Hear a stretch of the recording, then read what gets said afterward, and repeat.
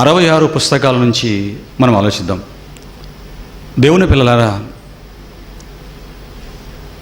ఒకప్పుడు భూమి అనగానే మనుషులు ఏమనుకునేవారు అంటే, ఈ భూమి అనేది ఒక మట్టి ముద్ద అనుకునేవారు. ఈ అభిప్రాయాలతోనే వందల సంవత్సరాలు బ్రతికారు. భూమి అనగానే ఒక మట్టి ముద్ద మాత్రమే, మట్టితో నిండినది అన్న ఆలోచనలో ఉన్నారండి.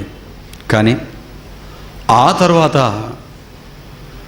జ్ఞానులనేవారు పుట్టడం, లేదా పరిశోధనాత్మకమైనటువంటి ఆలోచనలో కలిగిన వారు పుట్టడం, భూమి అనేది ఒక మట్టి ముద్ద మాత్రమే కాదు, అందులో విలువైనటువంటి బంగారు, వెండి, ప్లాటినం, వజ్రాలు, వైడూర్యాలు, అలాగే ఎన్నో విలువైనటువంటి లోహాలు కూడా అందులో దొరుకుతాయనే సంగతిని మరి వాటిని బయటికి తీసి మరి చూపించడం కూడా మనకు తెలుసు. దీనికి కారణం ఏంటి అని మనం ఆలోచిస్తే, దీనికి కారణం పరిశోధన అని చెప్పాలి. మునుపటి వారు ఎందుకు భూమిని మట్టి ముద్ద అని మాత్రమే భావించారు? తర్వాత వచ్చిన వారు ఎందుకు ఈ భూమిలో మట్టి మాత్రమే కాదు, ఆ భూమి యొక్క లోతుల్లో వెలకట్టలేనటువంటి విలువైనటువంటి వస్తువులు ఉన్నాయి అని చెప్పగలిగారు? వారు చెప్పలేనిది వీరెందుకు చెప్పగలిగారు అని మనసు పెట్టి మనం ఆలోచించినట్లయితే, వారికి లేనిది వీరికి ఉన్నది కేవలం పరిశోధన అని చెప్పక తప్పదు. అంటే పరిశోధనలో ఉన్నవాడు, పరిశోధనను చేసేవాడు గొప్ప గొప్ప సంగతులను బయటికి తీయగలుగుతాడా? గొప్ప గొప్ప వస్తువులను కనిపెట్టగలుగుతాడా? శాస్త్ర ప్రపంచంలో కూడా వస్తువులను శాస్త్రవేత్తలు కనుగొంటూ ఉంటారు. అంతకు మునుపు ఉన్నటువంటి తరాల వారు కనుక్కోలేని వస్తువులని ఆ తర్వాత తరాలలో పుట్టిన వారే ఎందుకు ఇంత గొప్ప గొప్ప వస్తువులను కనుగొన్నారు అని కూడా మనసు పెట్టి మనం ఆలోచిస్తే, దీనికి కూడా కారణం వారికి లేనిది కొత్త వస్తువులను కనిపెడుతున్నటువంటి వ్యక్తులకు ఉన్నది పరిశోధన అన్న సంగతి మనకు అర్థమవుతుందండి. అంటే దేవుని పిల్లలారా, పరిశోధనలో ఉన్నవాడు ఎవరికీ తెలియని గొప్ప సంగతులను బయటికి తీస్తాడా? ఎవరు కనిపెట్టలేనటువంటి వాటిని కనిపెడతాడా? పిల్లరా, ఇది ఈ భూమికి సంబంధించిన పరిశోధన, వస్తువులు కనిపెట్టడానికి శాస్త్రవేత్తలకున్న పరిశోధన అని మీరు ఆలోచించగలిగితే, అసలు పరిశోధన అన్న పదం ఎప్పుడు ప్రారంభమైందో తెలుసా? ఈ పరిశోధన అన్న పదం బైబిల్ నుండే ప్రారంభమైనది అన్న సంగతి మనం చూడగలం.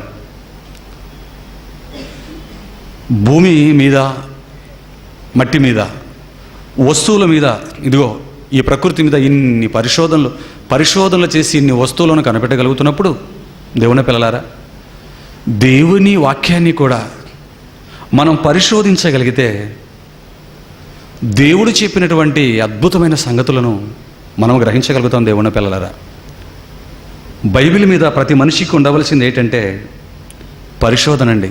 కానీ దురదృష్టవశాత్తు లోకము కంటే బైబిల్నే ముందు పరిశీలించాలన్న సంగతి దేవుడు చెప్పినప్పటికీ, పరిశోధన అన్న పదానికి అర్థము తెలియక క్రైస్తవ సమాజంలో చాలామంది అసలు బైబిల్ని పరిశీలించటం మానివేశారు అన్న సంగతి మనకు తెలుసు. బైబిల్ని పరిశోధించి చదవండి అయ్యా అన్న కూడా పట్టించుకొని క్రైస్తవులు కూడా చాలామందిని మనం చూడగలం. ఎందుకంటే బైబిల్ని పరిశోధించి చదవండి క్రైస్తవులారా అని మనం చెప్తుంటే వారు ఏమనుకుంటున్నారంటే, పరిశోధన అన్న పదం మనకు సంబంధించింది అనుకుంటున్నారు. మాటి మాటికి మనం చెప్పటం వలన, ఎక్కడికి వాక్య ప్రకటన కోసం మనం వెళ్ళినా అక్కడున్న ప్రతి ఒక్కరికి వాక్యాన్ని పరిశీలించండి అని చెప్పటం వలన ఇది మనకు సంబంధించిన పదం అనుకుంటున్నారు. కానీ దేవుని పిల్లలారా, ఇది ఒక వ్యక్తికో ఒక సమూహానికో సంబంధించిన పదం కాదు. బైబిల్ని పరిశోధించమని దేవుడు ఎప్పుడు చెప్పాడో తెలుసా? ఆల్రెడీ మీకు మునుపటి పాఠాలలో నేను చెప్పాను. యెజ్రా గ్రంథం 7వ అధ్యాయం 10వ వచనాన్ని మీరు చూడగలిగితే, యెజ్రా గ్రంథం బైబిల్లో భక్తుడైనటువంటి పరిశుద్ధుడైన యెజ్రా గ్రంథం 7వ అధ్యాయం 10వ వచనం. ఇది ఇప్పుడు మనం ప్రారంభించింది కాదండి, ప్రారంభము నుండి ఏముందో యెజ్రా గ్రంథం 7వ అధ్యాయం 10వ వచనం. క్రీస్తు పూర్వం కొన్ని వందల సంవత్సరాల క్రితమే మహానుభావుడి చేత ప్రేరణ ఇచ్చి దేవుడు రాయిస్తూ ఏమన్నాడు చూడండి. యెజ్రా యెహోవా ధర్మశాస్త్రం అంటే బైబిల్ గ్రంథాన్ని పరిశోధించి దాని చొప్పున నడుచుకొనుటకును ఇజ్రాయేలీలకు దాని కట్టడలను, చూసారా, పరిశోధించి దాని చొప్పున నడుచుకొనుటకును అంటున్నాడు. అంటే యెజ్రా గారు వాక్య ప్రకారం బ్రతకటానికి మునుపు బైబిల్లో ఉన్నటువంటి దేవుడి మాటలను ఏం చేశాడట? పరిశోధించాడు. యెషయా గ్రంథం 34వ అధ్యాయం 16వ వచనాన్ని కూడా మీరు చూడగలిగితే ప్రియులారా, యెషయా గ్రంథం 34వ అధ్యాయం 16వ వచనాన్ని కూడా మీరు చూడగలిగితే అక్కడ కూడా ఏం చెప్పాడు చూడండి ప్రియులారా. యెహోవా గ్రంథమును పరిశీలించి చదువుకొనండి. బైబిల్ ఎలా చదువుకోమని దేవుడు చెప్తున్నాడండి? యెహోవా గ్రంథమును పరిశీలించి చదువుకొనండి. మనిషి మట్టి మెదడు నుంచి పుట్టిన పుస్తకాలనే పరిశోధించి చదువుకొని మీరు పరలోకం నుంచి వచ్చిన యెహోవా గ్రంథం ఇది. నా గ్రంథాన్ని మీరు ఎలా చదువుకోవాలి అంటే పరిశీలించి చదువుకొనండి. పరిశీలించండి దేవుడు ఎంతగా చెబుతున్నాడండి. కానీ క్రైస్తవుడు, పరిశోధనలో ఉన్న క్రైస్తవులు ఎవరైనా మనకు కనబడతారండి? ప్రార్థనలో ఉన్న క్రైస్తవులు మనకు కనబడతారు, ఉపవాసాలలో ఉన్న క్రైస్తవులు మనకు కనబడతారు, పాటలలో ఉన్న క్రైస్తవులు మనకు కనబడతారు తప్ప పిల్లరా, దేనికి ఎంత స్థానం ఇవ్వాలో, దేనికి ఎంత విలువ ఇవ్వాలో తెలియనటువంటి జనాంగం అండి క్రైస్తవ ప్రజల్లో ఎక్కువ మంది. పరిశోధించండి నాయన అంటున్నాడు చూడండి. మనిషికి పాట పాడడం ఈజీ, ప్రార్థన చేయడం ఈజీ అండి. కానీ పరిశోధించటం అనేది కాస్త కష్టంతో కూడినటువంటి వ్యవహారం. క్రైస్తవులు సోమరులుగా మారిపోవటం వలన, పరిశోధించాలన్న దేవుడు చెబుతున్న మాటను పట్టించుకోకపోవటం వలన పరిశోధనను పక్కనకు పెట్టేశారండి. ఊహించడం మొదలుపెట్టారు. చివరికి పరిస్థితి ఎలాగైపోయింది పరిశోధన లేకపోవడం వలన అంటే, బైబిల్లో ఉన్న మహానుభావుల చరిత్రను కథలుగా చెప్పుకోవటం ప్రారంభించారండి. మోషే కథ, అబ్రహాం కథ, యేసు కథ అనే బైబిల్ సొసైటీ వాళ్ళు పుస్తకమే దించేయటం దేవుని పిల్లలంగా మనకు తెలుసు. దేవుని పిల్లలారా, ఇవన్నీ ప్రక్కన పెట్టి బైబిల్ని పరిశోధించి మనం చూడగలిగితేనండి అద్భుతమైన మహాజ్ఞానపు సంగతులు మనం మాత్రమే గ్రహించగలం. అలాంటి అద్భుతమైనటువంటి ఒక సంగతి, లేదా అలా పరిశోధనతో, కష్టముతో లేఖనాలను పరిశోధించి తీయబడినటువంటి ఒక అద్భుతమైన సందర్భమే, అంశమే ఇదిగో ఈరోజు మనం ఆలోచించబోయే పరలోక రాజ్యపు తాలపు చెవి అనే ఒక అద్భుతమైన అంశం. పరలోక రాజ్యపు తాలపు చెవి. 2000 సంవత్సరాల క్రితం లోకాన్ని రక్షించడానికి వచ్చినటువంటి జగద్రక్షకుడైన యేసు క్రీస్తు వారు భూమి మీద ఉంటున్నప్పుడు అండి, మరి మహాజ్ఞాన సంగతులను చెప్పాడు కదండి. ఆయన మహాజ్ఞాన సంగతులు, ఎవరూ చెప్పలేని సంగతులను చెప్పాడు. అలా చెబుతున్నప్పుడు అండి ఒకసారి శిష్యులని ఒక ప్రశ్న అడిగాడండి. ఇంతకు ఆ మహానుభావుడు శిష్యులు ఏమని అడిగాడు అని మనం జాగ్రత్తగా కొత్త నిబంధనలో మొదటి పుస్తకమైనటువంటి మత్తయి సువార్త 16వ అధ్యాయం 13వ వచనం నుంచి రాయబడినటువంటి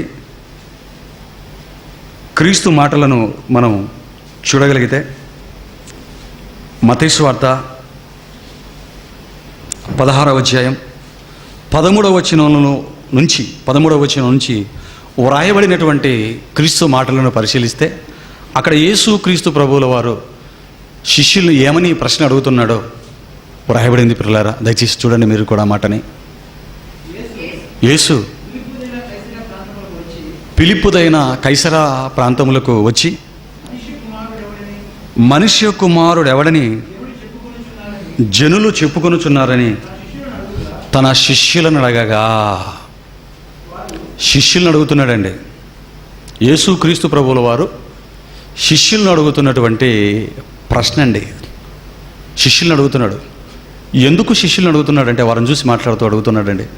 మీరు నాతో ఉంటున్నారు, ప్రజల దగ్గర కూడా వెళ్ళి వస్తున్నారు, మీరు నా మాటలు వింటున్నారు, ప్రజల యుద్ధకు వెళ్ళినప్పుడు వారి మాటలను కూడా మీరు వింటున్నారు కదా. మరి అటువంటప్పుడు ఇదిగో ఒక ప్రశ్న మిమ్మల్ని అడుగుతాను, మీరు నాకు సమాధానం చెప్పండి అని అడిగాడు. ఏంటి ఆ ప్రశ్న చూడండి. మనుష్య కుమారుడు ఎవడని జనులు చెప్పుకొనుచున్నారని తన శిష్యులనగా అన్నాడండి. నా గురించి ప్రజలు ఏమనుకుంటున్నారు? నేను వారి మధ్యకి వెళ్ళి వాక్యం ప్రకటించి వచ్చేస్తాను, వారి అభిప్రాయాలను చూడను కదా. కానీ మీరు నా దగ్గర ఉంటున్నారు, వారి దగ్గరికి వెళ్తున్నారు, నా మాటలు వింటున్నారు, వారి మాటలు వింటున్నారు. మరి ఇప్పుడు ఆ ప్రజలు నా గురించి ఏమనుకుంటున్నారు? మనుష్య కుమారుడు ఎవడని జనులు చెప్పుకొనుచున్నారని వారిని అడగగా వారు ఏమన్నారు చూడండి. 14 వచనంలోకి వచ్చేసరికి, వారు కొందరు బాప్తిసమిచ్చి యోహాననియు, కొందరు ఏలియా అనియు, కొందరు ఇర్మియా అనియు, లేక ప్రవక్తలలో ఒకడనియు చెప్పుకొనుచున్నారని. యేసుక్రీస్తు గురించి అండి ఏమని మాట్లాడుకుంటున్నారో చూశారండి ప్రజలు. నా గురించి ఏమనుకుంటున్నారు అనగానే శిష్యులు చెప్పిన సమాధానం అండి. యేసుక్రీస్తు గురించి ఉన్నది ఉన్నట్లుగా వాస్తవం అర్థం చేసుకొని మాట్లాడుతున్నారా? లేనిదాన్ని మాట్లాడుతున్నారా? లేనిదాన్ని క్రీస్తుకు ఆపాదిస్తున్నారా? పిల్లరా, అంటే యేసుక్రీస్తు గురించి నన్ను గురించి ప్రజలు ఏమనుకుంటున్నారు అనగానే శిష్యులు ఏమని చెప్పారట? ప్రజలు ఏమనుకుంటున్నారట? కొందరు బాప్తిసమిచ్చి యోహాననియు, కొందరు ఇర్మియా అనియు, కొందరు ప్రవక్తలలో కొందరు ఏలియా అనియు, కొందరు ప్రవక్తలలో ఒకడనియు చెప్పుకొనుచున్నారు. ఇది అబద్ధమా నిజమా? అబద్ధమండి. క్రీస్తు వారు ఎవరు కారండి, క్రీస్తేనండి. అంటే ఇలా మనుషులు మాట్లాడుకుంటున్నారు జనసమూహాలు అంటే మనిషి అసత్యాన్ని చాలా ఫాస్ట్గా అర్థం చేసుకుంటాడనమాట. సత్యాన్ని చాలా నిదానంగా స్వీకరిస్తాడనమాట. బ్రతికు ఉన్నవాడిని కళ్ళ ముందు పెట్టుకొని చచ్చిన వాళ్ళ గురించి ఆలోచిస్తున్నారేంటి? కళ్ళ ముందు సజీవుడిగా ఉన్న క్రీస్తును కళ్ళ ముందు పెట్టుకొని చచ్చిన వారితో పోల్చుకొని చచ్చిన వారు తిరిగి వచ్చారని మాట్లాడుకుంటున్నారేంటండి? ఏమనుకుంటున్నారంటే కొందరు బాప్తిసమిచ్చు యోహాననియో అన్నారు. ఏమండి, అప్పటికి బాప్తిసమిచ్చి యోహాను ఉన్నాడా, మరణించేశారా? అప్పటికి ఆయన మరణించేశాడండి. కొందరు ఏలియా అనియో, అప్పటికి ఏలియా గారు ఉన్నారా, మరణించారండి? ఏలియా మరణించేశారండి. కొందరు ఇర్మియా అనియో, ఎప్పుడో అనండి, అప్పటికి 700 సంవత్సరాల క్రితమే వెళ్ళిపోయారండి ఇర్మియా గారు. మరికొందరు ప్రవక్తలలో ఒకడని. అంటే మొత్తానికి ప్రజలు అనుకుంటున్న మాటలు అందరూ కూడా ఏమనుకుంటున్నారంటే మరణించిన వారిని యేసుక్రీస్తుగా భావిస్తున్నారే తప్ప క్రీస్తును క్రీస్తుగా అర్థము చేసుకున్నవాడు ఒక్కడంటే ప్రజలలో ఒక్కడు లేడా? అంటే యేసుక్రీస్తు కళ్ళ ముందు ఉంటున్నా, మాట్లాడుతున్నా, అద్భుతాలు చేస్తున్నా, ఆయన చూస్తున్న, ఆయన మాటలు వింటున్న వారందరూ కూడా అసత్యంలోకి వెళ్ళిపోయారు. లేనిదాన్ని అనుకుంటున్నారు, మరణించిన వారి గురించి ఆలోచించుకుంటూ వెళ్ళిపోతున్నారంటే ఎందుకు ఈ తప్పుడు ఆలోచనలోకి వెళ్ళిపోయారు వీరందరూ కూడా? కారణం వారికి పరిశోధన లేకపోవటమే. ఆయన మాట్లాడుతున్న మాటల మీద పరిశోధన లేకపోవటం, ఆయన ప్రవర్తన మీద, ఆయన చేస్తున్నటువంటి క్రియల మీద ఆ రోజున్న జనాంగాలకి పరిశోధన లేకపోవటం అని ఈజీగా అర్థమవుతుంది కదా దేవుని పిల్లలారా. మీరు ఆలోచించండి. యేసుక్రీస్తు ప్రజలు తన గురించి ఏమనుకుంటున్నారో విన్నాడండి. అందరూ తప్పుగానే అనుకుంటున్నారు. ఒక్కడికి కూడా నేను అర్థం కాలేదు, పోనివ్వండి, విడిచిపెట్టండి వారు ప్రజలు అనుకుంటున్నారు. కానీ నా గురించి మీరేమనుకుంటున్నారు? ఎందుకంటే ప్రజలు ఏమనుకుంటున్నారు అని నేను అడగగానే మీరు చెప్పారు వారు ఏమనుకుంటున్నారో. ఒక్కరు కూడా నన్నుగా అర్థం చేసుకున్నాడు ప్రజల్లో లేరు. పోనీలేండి, మరి నా గురించి మీరేమనుకుంటున్నారు? ఆ తర్వాత వచ్చిన అదే చెప్తున్నాడు చూడండి, అడుగుతున్నాడు. అందుకైనా మీరైతే, అంటే వారు ఏదేదో అనుకుంటున్నారు నా గురించి, మరి మీరైతే అంటే నాతో ఉంటున్నారు, నాతో తింటున్నారు, నా మాటలు వింటున్నారు, నా ప్రవర్తన గమనిస్తున్నారు, నేను చేస్తున్న అద్భుతాలను కళ్ళారా చూస్తున్నారు కదా. మీరైతే నేను ఎవడనని చెప్పుకొనుచున్నారు అని వారిని అడిగాను అన్నాడండి. ఏమండి, అందరిని అడిగాడండి. ఇది ప్రజలు ఏమనుకుంటున్నారో విడిచిపెట్టేశాడు. ఇదిగో నాతో ఉంటున్న మీరేమనుకుంటున్నారో చెప్పండి నాయన అని శిష్యుల అభిప్రాయాలను, శిష్యులకు యేసుక్రీస్తు ఎంతవరకు అర్థమయ్యాడో, క్రీస్తును వారు ఎవరని భావిస్తున్నారో తెలుసుకోవాలి అనుకున్నారండి యేసుక్రీస్తు. అనుకొని వారిని అడిగాడండి. ఏమండి, అడగగానే ఏం జరిగిందో చూడండి. అందుకు సీమోను పేతురు, అంటే అడిగింది సీమోను పేతురు ఒక్కరిని అడిగాడా? మొత్తం 12 మందిని అడిగాడా? 12 మందిని అడిగాడండి. అపోస్తులు 12 మందిని అడిగారు, కానీ అందరూ సైలెంట్గా ఉన్నారండి. ఎవరు నోరు విప్పలేదండి. ఇప్పుడు ఎవరు నోరు విప్పుతున్నారు? అందుకు సీమోను పేతురు, నీవు సజీవుడవగు దేవుని కుమారుడవైన క్రీస్తు అని చెప్పాను. నీవు సజీవుడవగు దేవుని కుమారుడవైన క్రీస్తువు అన్నాడండి. పేతురు గారు ఇచ్చినటువంటి సాక్ష్యం. పేతురు గారు క్రీస్తు గురించి మాట్లాడుతున్నటువంటి మాటలు ప్రియులారా, అందరూ సైలెంట్గా ఉన్నారు. 11 మంది సైలెంట్గా ఉన్నారు. పేతురు ఒక్కడే మాట్లాడుతున్నాడు. అలాగని 11 మంది తరపున లేదా 12 మంది తరపున ఏమైనా పేతురు మాట్లాడుతున్నాడా? లేదండి. మిగతా 11 మంది తరపున కూడా క్రీస్తు ఆయన పేతురు గారు మాట్లాడడం లేదు ప్రియులారా. అందరిని అడిగినప్పుడు అందరూ సైలెంట్గా ఉన్నారంటే వారికి కరెక్ట్గా క్రీస్తు అర్థం అయ్యాడనా, అర్థం కాలేదనా? వారికి ఇంకా సరిగ్గా అర్థం కాలేదండి. కానీ ఈలోపు పేతురు, 12 మందిలో పేతురు ఆయన ఏమంటున్నాడంటే, ఇదిగో నీవు సజీవుడవైన దేవుని కుమారుడవగు క్రీస్తువు అన్నాడండి. నీ మాటలు చూసిన తర్వాత, నువ్వు చేస్తున్న అద్భుతాలను గ్రహించిన తర్వాత, నీ ప్రవర్తన అంతా కూడా కనిపెట్టిన తర్వాత, అయ్యా నాకు అర్థమైనది ఏంటంటే, నువ్వు ఎవరని నాకు అర్థమైందంటే, ఇదిగో నీవు సజీవుడవగు దేవుని కుమారుడవైన క్రీస్తువు అన్నాడు. చూడండి దేవుని పిల్లలారా, ఏమండి ఈ మాట అనగానేనండి, ఈ మాట అనగానే అంతవరకు మామూలుగా ఉన్న యేసుక్రీస్తు వారు సంతోషపడిపోయాడండి. సంతోషపడిపోయాడు. చూడండి, ఆ తర్వాత ఏమంటున్నాడు? నీవు సజీవుడవగు దేవుని కుమారుడవైన క్రీస్తువు అంటే పేతురు గారు యేసుక్రీస్తుని ఎంత ఖచ్చితంగా అర్థం చేసుకున్నారు చూడండి పిల్లలారా. తర్వాత యేసుక్రీస్తు ఏమన్నాడు చూడండి 17వ వచనంలో. అందుకు యేసు, సీమోను బర్యోనా నీవు ధన్యుడవు, సీమోను బర్యోనా నీవు ధన్యుడవు, పరలోకమందున నా తండ్రి ఈ సంగతి నీకు బయలుపరచనేనే కానీ నరులు నీకు బయలుపరచలేదు నాయన. ఇదిగో సీమోను బర్యోనా, ఎంత బాగా సంబోధిస్తున్నాడు చూడండి దేవుని పిల్లలారా. సంతోషంతో యేసుక్రీస్తు పలుకుతున్న మాటలండి. సీమోను బర్యోనా, ఇదిగో ఈ సంగతి దేవుడు నీకు బయలుపరిచాడు అంటే ఏమని? నరులు నీకు బయలుపరచలేదు. ఆలోచించండి. అంటే నన్ను నువ్వు కరెక్ట్గా అర్థం చేసుకున్నావయ్యా పేతురు. సంతోషపడుతూ చెప్తున్న మాట్లాడి నన్ను కరెక్ట్గా అర్థం చేసుకున్నావు. ఎందుకంటే ఒకరిని అడిగితే చచ్చిపోయిన ఇర్మియా అంటున్నాడు, మరొకడేమో మరణించిన ఏలియా అంటున్నాడు, ఒకడు బాప్తిస్మం ఇచ్చి యోహాన్ అంటున్నాడు. ఒక్కొక్కడు ఒక్కొక్క మాట చెప్తున్నాడు. ఇదిగో నా వారుగా చెప్పుకుంటున్నటువంటి క్రైస్తవుని అడిగాడు అనుకోండి, ఇప్పుడు అడిగాడు అనుకోండి క్వశ్చన్, ఇప్పుడైనా కరెక్ట్గా సమాధానం చెప్తారు ఈ ప్రశ్నకండి? యేసుక్రీస్తు ఎవరు అని ఇప్పటికైనా సమాధానం చెప్తారా? యేసుక్రీస్తు మా తండ్రి అని చెప్పుకునేవారు కొందరైతే, ఏమండి యేసుక్రీస్తే తండ్రి అని చెప్పుకునేవారు కొందరైతే, యెహోవా యేసుక్రీస్తు ఒక తండ్రి కుమార తిరిగి ఒక్కొక్కడు ఒక్కొక్క పదాలు. ఇప్పటికీ బైబిల్ చేతుల్లోకి వచ్చి 66 పుస్తకాలకు 2000 సంవత్సరాలు అవుతున్నా ఇప్పటికీ క్రీస్తును అంచనా వేసిన వారు ఎవరైనా ఉన్నారో చెప్పండి దేవుని పిల్లలారా. క్రైస్తవులోని యేసుక్రీస్తు ఆయన ప్రవక్తే అని చెప్పుకునేవారు కొందరు, దేవుని కుమారుడు అంత మాత్రమే చెప్పుకునేవారు కొందరు, ఆయనే తండ్రి, ఆయనే పరిశుద్ధాత్ముడు, ఆయనే యెహోవా దేవుడు. క్లారిటీ ఉందంటారా చెప్పండి దేవుని పిల్లలారా? క్రైస్తవులకు క్లారిటీ లేదు. కారణం పరిశోధన లేకపోవడం. కానీ ఇక్కడ పేతురు గారు యేసుక్రీస్తును కరెక్ట్గా ఆలోచించాడు. నీవు సజీవుడవగు దేవుని కుమారుడవైన క్రీస్తువు, నీవే నా తండ్రివి అనటం లేదండి, నీవే యెహోవా అనటం లేదండి, సజీవుడైన దేవుని కుమారుడవగు క్రీస్తువు అని కరెక్ట్గా చెప్పేశాడండి. అందుకేనండి సీమోను బర్యోనా నీవు ధన్యుడవు. దేవుని పిల్లలారా, ఈ సంగతి పేతురు గారికే ఎలాగ అర్థమైంది? ఇంతమంది ఉంటుండగా మిగతా 11 మందికి అర్థం కానటువంటి ఈ అద్భుతమైనటువంటి సంగతి, ఖచ్చితంగా మనిషి తన జీవితంలో తెలుసుకోవలసినటువంటి అద్భుతమైన సంగతి పేతురు గారికి ఎందుకు అర్థమైంది? ఒక మాట మాట్లాడేటండి, విలువైన మాట యేసుక్రీస్తు ప్రభుల వారు. అదేంటంటే, సీమోను బర్యోనా నీవు ధన్యుడవు, ఈ సంగతి నా తండ్రి నీకు బయలుపరచినే కానీ నరులు నీకు నరులను అడిగారు అనుకోండి. ఒకవేళ నరులు అయితే ఏం చెప్తారు? ఆయన ఇర్మియా అండి, ఆయన ఏలియా అండి, ఏదేదో వీడి మట్టి మెదడులో పుట్టిన తప్పుడు ఆలోచనను పెట్టి చెరుపుతారు నాయన నీకు. కానీ నీకు నా తండ్రి బయలుపరిచాడు, నేను సజీవుడనకు దేవుని కుమారుడైన క్రీస్తును అన్న సంగతి నీకు బయలుపరిచింది ఎవరు? నా తండ్రి బయలుపరిచారయ్యా నీకు. ఏమండి, ఈ 11 మంది కూడా అపోస్తుల్లో ఉంటుండగా, వారు కూడా త్యాగాలు చేసి క్రీస్తును వెంబడిస్తుండగా, వారు కూడా సమానమైన అర్హతను, పేతురు లాంటి అర్హతను కలిగి ఉంటుండగా, పేతురు గారికే దేవుడు ఎందుకండి బయలుపరిచాడట?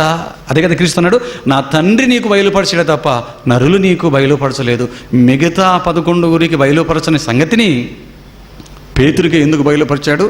ఆలోచించాలి. ఇదే లేఖనాల పరిశోధన అంటాడు. ఎందుకు బయలుపరిచాడు? పేతురికి కాదు, దేవుని పిల్లలారా, దేవుణ్ణి అర్థం చేసుకోవటానికి మహాజ్ఞానాన్ని దేవుడు ఎవరికి అనుగ్రహిస్తాడో చెప్తున్నాడు. మిగతా 11 మంది చేయని ఒక మంచి పనిని, దేవుడు కోరుకున్న పనిని, సత్యాన్ని కనుగొనటానికి చేసే పనిని పేతురు గారు చేశారండి. అదేంటో తెలుసా దేవుని పిల్లలారా? యేసు క్రీస్తు గురించి, ఆయన మాటల గురించి బాగా ఆలోచించాడండి. ఆలోచించే వ్యక్తికి దేవుడు సహాయం చేస్తాడా? పేతురు తిమోతి గారికి రాసిన 2వ పత్రిక మంచి మాట చూడండి బైబిల్లో. అపోస్తులైన పౌలు తిమోతి గారికి రాసిన 2వ పత్రిక 2వ అధ్యాయం 7వ వచనాన్ని చూడండి ప్రియులారా. తిమోతి గారికి రాసిన 2వ పత్రిక 2వ అధ్యాయం 7వ వచనాన్ని మీరు చూడగలిగితే, నేను చెప్పు మాటలు ఆలోచించుకొనుము, అన్ని విషయములందు దేవుడు నీకు వివేకము అనుగ్రహించును. పుల్లారా, దేవుని పిల్లలారా, దేవుడు ఎవరికి వివేకం అనుగ్రహిస్తాడో, దేవుడు ఎవరిని జ్ఞాన సంపన్నులుగా చేస్తాడో, ఎవరికి ఆయన సహాయము చేస్తాడో ఇక్కడ పరిశుద్ధాత్మ దేవుడు పౌలు గారి చేత రాయిస్తున్నాడండి తిమోతి గారికి. నాయనా తిమోతి, నేను చెప్పు సంగతులు ఆలోచించుకొనుము అన్నాడు. ఇలా నేను చెప్పినటువంటి దేవుడి మాటలని ఆలోచిస్తే దేవుడు నీకేం చేస్తాడంటే, నేను చెప్పు సంగతులు ఆలోచించుకొనుము, దేవుడు అన్ని విషయంలో నీకేం చేస్తాడు? వివేకాన్ని అనుగ్రహిస్తాడు నాయన తిమోతి అన్నాడు ప్రియులారా. అంటే వాక్యాన్ని బట్టి మనకు అర్థమవుతున్నదేంటి? ఎవరైతే దేవుడి మాటలను ఆలోచిస్తారో వారికి దేవుడు వివేకము అనుగ్రహిస్తాడు అని, జ్ఞానాన్ని అనుగ్రహిస్తాడు అని, ఎవరు కనుగొనలేని గొప్ప సంగతులను తెలియచేస్తాడు, జ్ఞానపూర్ణులుగా చేస్తాడన్న సంగతి ఇక్కడ మనకు అర్థమవుతుంది. ఏమండి, ఇప్పుడు మీరు ఆలోచించండి దేవుని పిల్లలారా. సిమోను బర్యోనా, నీవు ధన్యుడవు, పరలోకమందున నా తండ్రి నీకు దీనిని బయలుపరచలే కానీ నరులు నీకు దీనిని బయలుపరచలేదు అంటున్నాడు. అంటే ఇప్పుడు పేతురు గారికి ఒక్కరికే 12 మందిలో యేసు క్రీస్తును కరెక్ట్గా ఆలోచించి కనుగొనేటట్టుగా ఆ జ్ఞానాన్ని దేవుడు అనుగ్రహించింది పేతురు గారికి. ఎందుచేత అనుగ్రహించాడు మీరు ఆలోచించండి. క్రీస్తు చెబుతున్న మాటలు, ఆయన చేష్టలు, ఆయన పనులను పేతురు గారు ఆలోచిస్తున్నాడండి. చెప్పిన ప్రతి మాటను ఆలోచిస్తున్నాడు, చేస్తున్న ప్రతి పనిని ఆలోచిస్తున్నాడు, చెయ్యబడుతున్న ప్రతి అద్భుతాన్ని మనసు పెట్టి ఆలోచిస్తున్నాడు కనుకే, వివేచిస్తున్నాడు కనుకే దేవుడు సహాయం చేసి క్రీస్తును క్రీస్తుగా అర్థము చేసుకొనగలిగినటువంటి వ్యక్తిగా ఇదిగో పౌలు గారిని దేవుడు దీవించాడండి. మత్తయి సువార్త మరొక మారు చూడండి దేవుని పిల్లలారా. మత్తయి సువార్త, అందుకే క్రీస్తు మాట్లాడుతూ పేతురు గారితో మత్తయి సువార్త 16వ అధ్యాయం, అక్కడి నుంచి వచ్చామండి. మత్తయి సువార్త 16వ అధ్యాయం 18వ వచనాన్ని మనం జాగ్రత్తగా చూడగలిగితే ప్రియులారా, మరియు నీవు చూసారా 17లో ఏమన్నాడు? సీమోను బర్యోనా, నీవు ధన్యుడవు, పరలోకమందు నా తండ్రికి ఈ సంగతులను బయలుపరిచినా కానీ మనుషులు బయలుపరచలేదని చెప్పి 18లో రాగానే ఏమన్నాడు చూడండి దేవుని పిల్లలారా. ఏంటి? మరియు నీవు పేతురువు, ఈ బండ మీద నా సంఘమును కట్టుదును. చూసారా దేవుని పిల్లలారా? ఏమండి, యేసుక్రీస్తు వారు ఏమంటున్నారు? నీవు పేతురువు, నా సంఘాన్ని నీ మీద కడతాను. ఇది ఈ మాటకేనా? నీవు సజీవుడు వగు దేవుని కుమారుడైన క్రీస్తువు అని చెప్పినందుకేనా ఇంత చేస్తున్నాడు? అవునండి, ఎందుకంటే అది చిన్న విషయం కాదు దేవుని పిల్లలారా. క్రీస్తును క్రీస్తుగా అర్థం చేసుకోవటం, దేవుని కుమారుడుగా అర్థం చేసుకోవడం అనేది చిన్న విషయం కాదు దేవుని పిల్లలారా. అందుకేనండి ఏమండి, ఈ మాట పేతురు గారు తన నోట పలికినందుకు, ఈ మాట క్రీస్తు సరిగ్గా ప్రశ్నకు సమాధానం చెప్పినందుకు యేసుక్రీస్తు సంతోషంతో ఏమైపోయాడు తెలుసా అండి? ఎంతో అడ్వాన్స్ అయిపోతున్నట్లుగా మనం చూడగలం. ఎంతో అడ్వాన్స్ అయిపోతున్నాడు యేసుక్రీస్తు ప్రభువుల వారు. ఏమండి, ఆయన సంతోషంతో నిండిపోయాడండి. పేతురు గారికి అంతవరకు పిల్లరా, అంతవరకు ఎవరికి అనుగ్రహించినటువంటి గొప్ప ఆధిక్యతను పేతురు గారికి క్రీస్తు అనుగ్రహిస్తున్నట్లుగా ఆ తర్వాత మాటలో మనం చూడగలం. చూడండి 18వ వచనం చదవండి. నీవు పేతురువు, ఈ బండ మీద ఏంటండి ఇది? చిన్న విషయం అనుకుంటున్నారా దేవుని పిల్లలారా? ఒక సంఘానికి కాపరిగా ఉంచడమే గొప్ప సంగతి. దేవుడు మెచ్చి ఉంచటం, మన కొద్ది మనం ఉండటం కాదు. ఒక సంఘానికి కాపరిగా దేవుడు మెచ్చి దేవుడి చేత మెప్పు పొందినవాడుగా ఉండటమే గొప్పది. అయిపోతే ఇప్పుడు పేతురు గారికి ఇస్తున్నటువంటి వరం ఎలాంటిదండి? పేతురు గారికి యేసు క్రీస్తు వారు అనుగ్రహిస్తుంది. ఎందుకంటే ఈ మాటలు అంటున్నది ఎవరో కాదు, యేసు క్రీస్తు వారు అన్న సంగతి మీరు మర్చిపోకూడదు. క్రీస్తు నోట నుంచి మాట బయటికి వచ్చిందంటే అది తిరుగులేదండి. ఈ బండ మీద నా సంఘమును కట్టుదును. తర్వాత ఇదిగో పాతాళలోక ద్వారములు దాని ఎదుట నిలవనేరు. ఎందుకు ఇంత గొప్ప ఆధిక్యతనిస్తున్నాడు? నన్ను పట్టేశావు నువ్వు, నన్ను కనుగొన్నావు నువ్వు. వేల మంది, లక్షల మంది ఇశ్రాయేలీలు కనుగొనలేనిది, తెలుసుకోలేనిది, చివరికి నాతో ఉంటున్న నీ సహోదరులైన మిగతా 11 మంది అపోస్తులు కనుగొనలేనిది ఇదిగో నీవు కనుగొన్నావయ్యా. పట్టేశావు, నన్ను అర్థం చేసుకున్నావు, ఖచ్చితంగా నన్ను అర్థం చేసేసుకున్నావు. ఇదిగో కుమ్మరించేస్తున్నాడు. ఇక ఈ బండ మీద నా సంఘాన్ని కడతాను, పాతాళ లోక ద్వారములు దాని ఎదుట నిలువనేరవని. నేను చెప్తున్నాను, నీతో ఎవరు దారింటి పోయే దానయ్యే కాదు, ఎవడెవడో చెప్పిన మాటలు కాదు. మనిషి చెబితే ఇలాగా తప్పేస్తాడు, ఇలా చెబితే అలా తప్పులైపోతాయి మాటలు. కానీ నేను నీతో చెబుతున్నాను, ఆకాశము భూమి గతించిన నా మాటలు ఏమాత్రమును గతించమన్న యేసు క్రీస్తును నేను చెప్తున్నాను. ఇదిగో పాతాళలోక ద్వారములు దాని ఎదుట నిలువనేరవని నీతో చెప్పుచున్నాను. తర్వాత పరలోక రాజ్యం యొక్క తాళపు చెవులు నీకు ఇస్తాను. ఇక్కడ పడిపోయిందండి వజ్రం లాంటి మాట, ఇక్కడ పడిందండి వజ్రము కంటే విలువైనటువంటి మాట. ఏమంటున్నాడు యేసుక్రీస్తు ప్రభువుల వారు? ఆయన మాట్లాడుతూ ఏమంటున్నాడు? ఇదిగో పరలోక రాజ్యపు తాళపు చెవులు నీకు ఇచ్చేదను అన్నాడు. చూడండి దేవుని పిల్లలారా, పరలోక రాజ్యపు తాళపు చెవులు నీకు ఇచ్చేస్తాడు. ఎంత గొప్ప ఆధిక్యతను కొట్టేశాడండి పేతురు గారు. పేతురు గారికి ఎంత గొప్ప ఆధిక్యతను ఇచ్చాడండి యేసుక్రీస్తు ప్రభువుల వారు. ఏ తాళం చెవులు ఇస్తున్నాడండి? బీరువా తాళం చెవులు కాదండి, ఇంటి తాళం చెవులు కాదండి. బీరువా తాళం చెవులు అత్తగారు కోడలికి ఇస్తే బొగ్గిట్లో పెట్టుకోవడానికి ఎంతో గర్విస్తారండి. డబ్బులున్న కుటుంబాల్లో ఒక 10-11 తాళాలు పెట్టేసి దానికి ఒక గుర్తు పెట్టేసి దాన్ని బొగ్గిట్లో పెట్టుకొని అమ్మగారు చూపించుకుంటూ తిరుగుతుంటారు. ఆఫ్టర్ ఆల్ బీరువా తాళాలు కిందికి మింది కొడితే ₹1 ఉన్నది దాంట్లో గ్యాసు. ఆలోచించడం దేవుని పిల్లలారా, బీరువా తాళాలు ఇస్తే అంత గొప్పగా చెప్పుకుంటున్నాం. ఇక్కడ ఇస్తున్నది యేసుక్రీస్తు ఇస్తున్న బీరువా తాళాలు కాదు పిల్లలారా. ఏమి ఇస్తున్నాడండి? పరలోక రాజ్యపు తాళపు చెవులు. అది అర్థమైతే మహాజ్ఞానం అండి. ఆలోచించండి పిల్లలారా, పరలోకపు రాజ్యపు తాళపు చెవులు. ఎందుకంటే కరెక్ట్గా నీవు నన్ను అర్థం చేసుకున్నావు కాబట్టి తీసుకోనాయన అంటున్నాడు. చూడండి దేవుని పిల్లలారా, బాగా ఈ మాటను మనం ఆలోచిస్తానండి. పరలోక రాజ్యపు తాళపు చెవులు నీకు ఇస్తాను అంటున్నాడు. చూడండి, అంటే పరలోక రాజ్యానికి ఏముందండి? తాళం ఉంటేనే కదా తాళం చెవులు ఈయన దగ్గర ఉన్నాయి. దానికి తాళం ఉంది. ఆ తాళం చెవులు ఎవరి దగ్గర ఉన్నాయి? ఇదిగో నా చేతుల్లో ఉన్నాయి. అవి సర్వాధికారం ఉంది నాకు, నా చేతిలో ఉన్నాయి పరలోక రాజ్యపు తాళం చెవులు. ఇదిగో ఇన్నాళ్ళు నా చేతిలో, నా అధీనంలో, నా స్వాధీనంలో ఉన్న వీటిని ఇప్పుడు ఎవరికి ఇస్తున్నాను? నేను పేతురు అనే నీకు ఇస్తున్నాను ఆయన. ఎందుకు తెలుసా? ఆ అర్హతను నువ్వు సాధించావు. నన్నుగా అర్థం చేసుకుని ఉన్నతమైన స్థితికి నువ్వు వచ్చేసావు కనుక ఇదిగో పరలోక రాజ్యపు తాళపు చెవులు నీకు ఇస్తున్నాను అన్నాడు. ఆలోచించండి దేవుని పిల్లలారా, అంటే పరలోక రాజ్యానికి తాళము, దానికి తాళము చెవులు యేసుక్రీస్తు దగ్గర ఉన్నాయని మనకు అర్థమవుతుంది అండి. తాళం చెవులు అనగానే మనం ఇళ్లకు, బీరువాలకు, పెట్టెలకు వేసుకున్న తాళాలని మీరు దయచేసి ఆలోచించకండి. ఇవి మనం తయారు చేసుకున్న మనకు కనిపించే తాళాలు దేవుని పిల్లలారా. తాళపు చెవులు అంటున్నాడంటే మంచి బాగా మనసు పెట్టి ఆలోచిస్తే అర్థం ఏంటో తెలుసా అండి? పరలోక రాజ్యానికి ఏముందన్నమాట? భద్రత ఉంది అన్న సంగతి మనకు అర్థమవుతుంది. తాళం చెవులు మనం తాళాలు వేస్తుంటాం బీరువాలకి, ఇళ్ళకి, ఆఫీసులకి, షాపులకి తాళాలు వేస్తుంటామండి. తాళాలు ఎందుకు వేస్తామండి? భద్రత కోసం వేసుకుంటాం కదా పిల్లలు. అంటే ఇదిగో పరలోక రాజ్యానికి కూడా భద్రత ఉంది అంటున్నాడు. చూడండి పిల్లరా, ఈరోజు నిజంగా అండి ఈ తాళపు చెవుల గురించి, తాళాల గురించి మనం ఆలోచించినట్లయితేనండి ఈ ప్రపంచంలో రకరకాలైనటువంటి తాళాలని, తాళపు చెవులని కనిపెట్టినట్లుగా మనం చూడగలం. ఏ స్థితికి వెళ్ళిపోయారు ఈ తాళ చెవులు కనిపెట్టడంలో ప్రపంచ ప్రజలంటేనండి?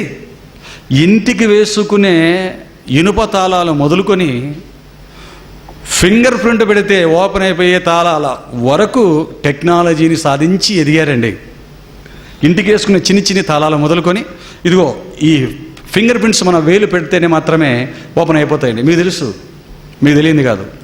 మరి ఆఫీసులలో చాలామంది వర్కర్స్ ఏం చేస్తుంటారంటే మరి 10 గంటలకు 9 గంటలకు వెళ్ళవలసినటువంటి ఈ ఆఫీసర్ ఎన్ని గంటలకు వెళ్తుంటారు? వీళ్ళు 11కు 12కు వచ్చి సంతకాలు పెట్టిన సందర్భాలు ఉన్నాయి భారతదేశంలో. ముఖ్యంగా 9 గంటలకు 10 గంటలకు ఆఫీస్కి రావాల్సిన వీడు 12 గంటలకు వచ్చి సంతకం పెట్టి మరలా భోజనానికి వెళ్ళిపోయి మళ్ళీ 5 గంటలకు వచ్చి సంతకం పెట్టేసి వెళ్ళిపోయిన సందర్భాలు ఉన్నాయి. గడిచిన కాలంలో అదే ఉండేదండి. అందుకే ప్రభుత్వం వారు ఏం చేశారంటే ఈ దొంగలందరినీ పట్టుకోవాలంటే ఎలాగ అని కూర్చొని బాగా ఆలోచించుకున్నారండి ప్రభుత్వ పెద్దలు. ఈ దొంగలను పట్టుకోవాలంటే ఏం చేయాలి?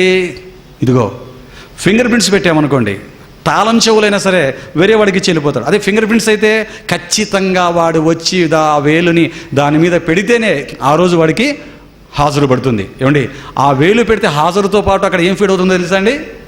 టైం కూడా ఫీడ్ అవుతుంది. వీడు ఎన్ని గంటలకు వచ్చాడో టైం ఫీడ్ అవుతుంది. ఆ శాలరీ ఇచ్చేటప్పుడు చూస్తాడు అనమాట, ఓ ఎన్ని గంటలకు వచ్చాడు, వీడు తగ్గించేస్తాడు శాలరీ. ఆలోచించండి. ఏమండి, ఇవే కాదండి, ఈరోజు నాసాలో కూడా, అమెరికాలో ఉన్న నాసా అంతరిక్ష శాస్త్రంలో కూడా ఎటువంటి లాకర్స్ వచ్చేసాయంటే చాలా మరి భద్రతతో కూడినటువంటి ప్రదేశం కనుక, ఆ రహస్యాలు ఇతరులకు వెళ్ళకూడదు కనుక అక్కడ ఏం చేశారంటేనండి, అక్కడ కూడా ఫింగర్ ప్రింట్స్ని పెట్టేశారండి. ఒకటివి కాదండి, 10 మంది కలిపి వారి ఫింగర్స్ పెడితేనే, 10 మంది వచ్చిన తర్వాత ఫింగర్స్ పెడితేనే ఆ సీక్రెట్ రూమ్ అనేది లోపలికి వెళ్ళడానికి ఓపెన్ అవుతుందండి. ఎందుకంటే అందులో ఉన్న రహస్యం బయటపడింది అనుకోండి, ఎవరిని మూసేస్తారు ఇప్పుడు? ఈ 10 మందిని మూసేస్తారు. ఎందుకంటే ఒక్కడు ఏకీభవించకపోయినది ఓపెన్ అవ్వదు కదా. అందరూ ఏకీభవించి తప్పు చేశారు, ఒకడైతే ఏదో ఒకడు దొంగెత్తులు వేసేస్తారని చెప్పి 10 మందికి ఒకేసారి ఫింగర్ ప్రింట్ పెడితేనే ఓపెన్ అయిపోయే సిస్టమ్. అంతేకాదు, కార్లకు కూడా మీరు చూస్తుంటారండి ఎంత భద్రత అంటే, కార్లకు కూడా అండి, కారుకు తాళం పడిందో లేదో ఆ చేతిలో నెక్కి ఇలా నొక్కుతాడండి. నొక్కగానే క్యూ క్యూ అంటుంటుంది. అది గమనించారా మీరు? కారు దగ్గర గమనించారా? ఎక్కడికో తాళం వేసి వెళ్ళిపోతే డోర్ వేసి అలా నొక్కుతాడు, తాళం పడిందో లేదో. అక్కడ లోపల నుంచి వస్తుంటాడు, కారు అక్కడ ఉంటుంది, ఇక్కడ నొక్కగానే అక్కడ లాక్ ఓపెన్ అయిపోతుంటుంది. మీరు ఆలోచించండి ఎంత సిస్టంలోకి వచ్చాడు, ఎంత టెక్నాలజీ ఈ తాళాల విషయంలో మనిషి సాధించాడో మీరు ఆలోచించండి. దేవుని పిల్లల, ఎందుకు ఈ తాళపు వ్యవస్థనంతా కూడా ఫింగర్ ప్రింట్స్ వరకు కూడా మనిషి వెళ్ళిపోయాడంటే భద్రత కోసం అన్న సంగతి మనకు అర్థమవుతుందండి. ఇదిగో ఈ తాళాలు అనేవి ఇక్కడే ఉంటాయి అని నువ్వు అనుకుంటే, ఇదిగో పరలోక రాజ్యానికి కూడా ఏమున్నాయంటున్నాడు యేసుక్రీస్తు ప్రభుల వారు? పరలోక రాజ్యానికి కూడా అండి మరి తాళపు చెవులు ఉన్నాయి అన్నాడు. ఈ తాళపు చెవులను క్రీస్తు మాట్లాడుతూ ఎవరికి ఇస్తానని చెప్తున్నాడండి? ఇదిగో పేతురు, బరియోనా, సిమోను బరియోనా, ఈ బండ మీద నా సంఘాన్ని కడతాను, ఇదిగో ఈ తాళపు చెవులు, పరలోక రాజ్యపు తాళపు చెవులు నేను నీకు ఇస్తున్నాను అన్నాడు. చూడండి దేవుని పిల్లలారా, అంటే ఈ తాళపు చెవులు చచ్చిన తర్వాత తీసుకునేవా, బ్రతికుండగానే తీసుకొనవలసినవా? ఎందుకంటే చాలామంది ఈరోజు పరలోక రాజ్యం అంటే ఏమనుకుంటున్నారంటే, దానికి ఏ అర్హత అవసరం లేదండి, చస్తే చాలండి, చచ్చిన వాళ్ళంతా పరలోకానికి వెళ్ళిపోతున్నారు అనుకుంటున్నారండి. అంతేననుకుంటున్నారు. అందుకే చచ్చిన వాళ్ళందరూ ఏమంటుంటారు? పరలోక ప్రాప్తి, వైకుంఠ ప్రాప్తి, శివైక్యం, స్వర్గస్థులైరి, శుభస్వీకరణ. ఇటు చూశాడా శుభస్వీకరణని? శుభంగా పూలు చల్లుకుంటూ చచ్చిపోయిన వాడిని, కత్తులతో నరికి చంపిన వాళ్ళని కూడా అండి, ఎమ్మెల్యేలని, బాంబులు పెట్టి పీల్చిన ఎమ్మెల్యేలకి, కత్తులతో చంపినటువంటి కమిషనర్లకి, మున్సిపల్లో చైర్మన్లకి, మంత్రులకి, ముఖ్యమంత్రులకి, ప్రధానమంత్రికి ఏమని పెడతారండి? శుభస్వీకరణ. నువ్వు చూసావా శుభంగా దేవుడు స్వీకరించాడని? అంటే ప్రపంచం ఏమనుకుంటుందంటే మరణించిన ప్రతి ఒక్కరు స్వర్గానికి వెళ్ళిపోతున్నారు అనుకుంటున్నారంటే, పరలోకానికి అర్హత ఏంటంటే చచ్చిపోవడం అనుకుంటున్నారు. చచ్చిపోవడం పరలోకానికి అర్హత, శ్మశానానికి అర్హత ఏమో. చచ్చిపోతే పాతేయటం అనేది శ్మశానానికి అర్హత ఏమో కానీ చనిపోతే పరలోకానికి అర్హత కాదు ప్రియులారా. చావే పరలోకానికి అర్హత అనుకుంటున్నారండి. పాపం అల్ప ఆలోచనలతో ఈరోజు మనుషులు ఉన్నారు. కానీ దేవుని పిల్లలారా, పరలోక రాజ్యంలోకి ప్రవేశించాలి అంటే తాళపు చెవులు కావాలి, అది అర్హత. తాళపు చెవులు సొంతం చేసుకోవాలి. అది ఈ తాళపు చెవులు చచ్చిన తర్వాత తీసుకునేవి కావు, బ్రతికుండగానే తీసుకొనవలసినవి. పరలోక రాజ్యపు తాళపు చెవులు బ్రతికుండగానే తీసుకొనవలసిన. అందుకే యేసుక్రీస్తు వారు పేతురు గారికి ఎప్పుడు ఇస్తున్నాడండి తాళపు చెవులను? బ్రతికుండగానే. అలాగని అందరికీ దక్కేవి కూడా కావి, అందరికీ దక్కేవి కావు దేవుని పిల్లలారా. పేతురుకు మాత్రమే ఇస్తున్నాడు. చూడండి ఆ రోజు, నైనా పేతురు, సిమోను బరియోనా, నన్ను ఖచ్చితంగా నువ్వు అర్థం చేసుకున్నావు, ఇదిగో తీసుకున్నైనా ఇవన్నీ ఈ తాళపు చెవులని, పరలోక రాజ్యపు తాళపు చెవులని పేతురు గారికి మరి యేసుక్రీస్తు వారు ఇస్తున్నట్లుగా ఇక్కడ మనం చూస్తాం. పిల్లరా, ఇంతకు ఏంటా పరలోక రాజ్యపు తాళపు చెవులు? అదే కదా మనకు అర్థం కావాలి, అదే కదా మనం ఆలోచిస్తున్న అంశం. ఇంతకు ఏంటా పరలోక రాజ్యపు తాళపు చెవులు? ఇంతకు ఎలా ఉంటాయి? ఒక పెద్ద ఇంటికి కోటలకేసే తాళాలు ఇంతింత పొడుగు ఉంటాయి, మరి అంత పరలోక రాజ్యానికి తాళపు చెవి అంటే అది ఎంత ఉంటుందండి, అసలు ఎలాగుంటుందండి? ఎందుకు యేసుక్రీస్తు ఎలాగిచ్చాడు దాన్ని? ఆలోచించండి దేవుని పిల్లలారా. ఇదే ఈరోజు మనం తెలుసుకోవలసింది. ఎందుకంటే ఈ తాళపు చెవులు ఏంటో తెలియకపోవటం వలన ఈరోజు చాలామంది ప్రపంచంలో ఏమంటున్నారంటే యేసుక్రీస్తు వారు పేతురు గారికి ఇచ్చారండి తాళపు చెవులు. ఆ తాళపు చెవులు పేతురు గారు ఎవరికి ఇచ్చాడంటే పోపుకి ఇచ్చాడండి. పేతురు గారు ఆ తాళపు చెవును పేతురికి ఇచ్చాడు, పోపుకి ఇచ్చాడు. ఎందుకంటే మొట్టమొదటి పోపు పేతురండి. ఆ తర్వాత పోపు వచ్చేసి ఇదిగో మా ఆర్సీఎం పోపు అండి. పేతురు గారి దగ్గర నుంచి పోపు చేతులకి ఇలా పోపు తర్వాత పోపు, పోపు తర్వాత పోపు, పోపు తర్వాత పోపు, ఏ పోపు అయితే వస్తాడో ఆ తర్వాత ఒకరి తర్వాత ఒకరు పోపుల చేతుల్లోకి ఈ తాళం చెవులు వెళ్ళిపోతుంటాయండి. ప్రస్తుతం ఉన్నటువంటి ఆ బెనడిక్ట్ అయిన చేతిలో పాత పరలోక రాజ్యపు తాళపు చెవులు ఉన్నాయండి అని చెప్పుకుంటుంటారు. ఎవరిలో? ఆర్సీఎం వారు. పేతురు దగ్గర నుంచి ఎవరికి వచ్చాయంటే తాళపు చెవులు పోపు చేతులకు వచ్చాయట. నువ్వు చూసావా? ఏం ఆశ పెట్టుకున్నారండి? నిజమా ఇది? తాళపు చెవులు మాత్రం ఉన్నాయండి పోపు చేతిలో. తాళపు చెవులు ఉన్నాయి. ఏ తాళపు చెవులో తెలుసా? పరలోక రాజ్యపు తాళపు చెవులు కాదు, పాతాళ లోకపు తాళపు చెవులు ఉన్నాయి. ఎందుకంటే వారు మరణించిన తర్వాత, మరియమ్మను పూజిస్తున్న వారు మరణించిన తర్వాత ఎక్కడికి వెళ్ళిపోతారు? వీళ్ళు డైరెక్ట్గా పాతాళానికి. ఏమీ తొందర లేదు. పోపులందరూ అక్కడే ఉన్నారు. నువ్వు వెళ్ళిన తర్వాత నువ్వు కూడా చూడొచ్చు. ఎందుకంటే పరలోక రాజ్యపు తాళపు చెవులు పేతురు గారు పోపుకి ఇచ్చారంటున్నారు కదా, ఆయనకి ఇచ్చింది పరలోక రాజ్యపు తాళపు చెవులు కాదు పిల్లరా, పాతాళ లోకపు తాళపు చెవులు ఉన్నాయి వాళ్ళ దగ్గర. ఆచారాలు, పద్ధతులు, ఎన్నో మట్టి శరీరానికి సంబంధించిన పద్ధతులు పెట్టి ఇప్పటికే లెక్క పెట్టలేనని కోట్ల మందిని విగ్రహారాధికులుగా మార్చి నిత్యాగ్నిగుండానికి పంపిన వారేనండి పోపులు. వారికి ఎలా వెళ్తాయి చెప్పండి? ఆలోచించండి దేవుని పిల్లరా. ఈ మాట అంటున్నారంటే పరలోక రాజ్యపు తాళపు చెవులంటే ఏంటో వారికి అర్థం కాలేదండి. ఎందుకంటే మన ఇంటి తాళం చెవులాగా ఒకరి చేతుల్లోంచి ఒకరి చేతుల్లోకి మార్చుకోవడం అనుకున్నారు. కానీ పిల్లరా, వాక్యాన్ని బట్టి మనం ఆలోచిద్దాం. ఇందుకు ఈ పరలోక రాజ్యపు తాళపు చెవులంటే ఏంటి? ఎందుకంటే ఈ తాళాల గురించి తెలియకపోవటం వల్ల వీళ్ళు ఏమనుకుంటున్నారంటే క్రీస్తు దగ్గర నుంచి పేతురు దగ్గరికి, పేతురు గారి దగ్గర నుంచి పోపు గారి దగ్గరికి వచ్చాయి అనుకుంటున్నారు. పిల్లరా, తాళపు చెవులు, పరలోక రాజ్యపు తాళపు చెవులు అంత ఈజీగా ఒకరి చేతిలో నుంచి ఒకరి చేతిలోకి వచ్చేవి కావు దేవుని పిల్లరా. చాలా పగడ్బందీగా ఉన్నాడు ఈ విషయంలో దేవుడు. చాలా పగడ్బందీగా, చాలా ఆలోచనతో ఉన్నాడు. సీరియస్గా ఉన్నాడండి ఈ తాళపు చెవుల విషయంలో. ఎందుకంటే చాలామంది ఏమనుకుంటున్నారంటే పరలోక రాజ్యానికి తాళపు చెవులు ఏంటండి, మనం పరలోకానికి వెళ్ళడానికి తాళపు చెవులు ఏంటి, అదేంటండి ఉచితంగా వచ్చేది కదండి, అనుకుంటే వెళ్ళేది కదండి అనుకుంటున్నారు. దేవుని పిల్లలారా, మీరు ఆలోచించండి. దేవుడు ఎంత భద్రత కలిగిన వాడంటే, తన కోసం బ్రతకపోతే ఎంత కఠినంగా దేవుడు ఉంటాడంటే, ఇదిగో ఆది కాండంలోనే ఆయన కఠినత్వం అంటే ఏంటో, తన కోసం బ్రతకకపోతే ఆయన తీసుకునే నిర్ణయాలు అంటే ఏంటో మనకు అర్థమవుతుంది. ఎందుకంటే దేవుని పిల్లలారా, పరలోక రాజ్యానికి తాళపు చెవులు ఏంటండి అనుకుంటున్నారు. అసలు భూలోకం విషయంలోనూ దేవుడు ఏం చేశాడో తెలుసా? లేక కలిగినటువంటి పిల్లలండి ఆదాము అవ్వలు. వద్దన్న పండు తెంచారండి. భూమి మీద ఉన్న తోట అండి, ఏదేనో భూమి మీద ఉన్న తోట వద్దన్న పండు తెంచగానే ఏం చేశాడు? క్షమించాడా? శాపం ఇచ్చి మెడబెట్టుకుని బయటికి తోశాడు. దేవుని పిల్లలారా, మెడబెట్టుకొని బయటికి తోసేసిన తర్వాత అండి, వెళ్ళిపోయిన తర్వాత ఆదాము ఏదేను తోట గురించి మరలా ఆలోచించాడో లేదో కానీ, ఆదాముకు ఆలోచన వచ్చిందో రాలేదో కానీ, దేవుడు మాత్రం చాలా అడ్వాన్స్డ్గా ఆలోచించాడండి. దేవుడు చాలా డీప్గా ఆలోచించాడండి. ఆలోచించి ఏమనుకున్నాడో తెలుసా అండి? ఆదికాండం 3వ అధ్యాయం 24వ వచనములో దేవుడు ఏమనుకున్నాడో తెలియచేసే మాట ఒకటి రాయబడింది చూడండి. అక్కడ ఆదికాండం 3వ అధ్యాయం 24వ వచనాన్ని చూడండి దేవుని పిల్లరా. అక్కడ ఏముందో? అప్పుడు ఆయన ఆదామును వెళ్ళగొట్టి ఏదేను తోటకు తూర్పు దిక్కున కెరూబులను జీవ వృక్షమునకు పోవు మార్గమున కాచుటకు ఇటు అటు తిరుగుచున్న ఖడ్గజ్వాలలను నిలువబెట్టింది. ఎందుకు ఇంత పగడ్బందీ తీసుకున్నాడు? ఇదిగో ఏదేనుకు వెళ్ళే మార్గంలోనేమో దేవదూతలను కెరూబులను పెట్టాడట. ఈయన జీవవృక్ష ఫలానికి వెళ్ళిపోయి ఆ మార్గంలో పెట్టాడంటే అటు ఇటు తిరిగే ఖడ్గజ్వాలను కాపలాగా పెట్టాడటండి. 2 అంచెల భద్రత. ప్రపంచంలో ఎవ్వడూ దాటలేనటువంటి భయంకరమైన భద్రత ఏర్పాటును, పటిష్టమైన భద్రతను దేవుడు ఏదేని తోటకు జీవవృక్ష పొలానికి వెళ్ళిపోయే మార్గానికి దేవుడు ఆ రోజు మరి కాపలా పెట్టాడండి, ఏర్పరిచాడండి భద్రతని. పిల్లలు మీరు ఆలోచించండి ఎందుకు ఈ భద్రతను తీసుకున్నాడు? ఒకవేళ ఆదాము మరలా వెనక్కు ఏదైనా తోటలోకి వచ్చి జీవవృక్ష ఫలాన్ని చేయి చాచి ఆ జీవవృక్ష ఫలాన్ని తీసుకొని తిని వీడు చావు లేనివాడుగా నిరంతరము జీవిస్తాడేమో అన్నటువంటి ఆలోచనతో అడ్వాన్స్డ్గా ఆలోచించి ఇదిగో ఈ యొక్క చర్యకు దేవుడు పూనుకున్నాడండి.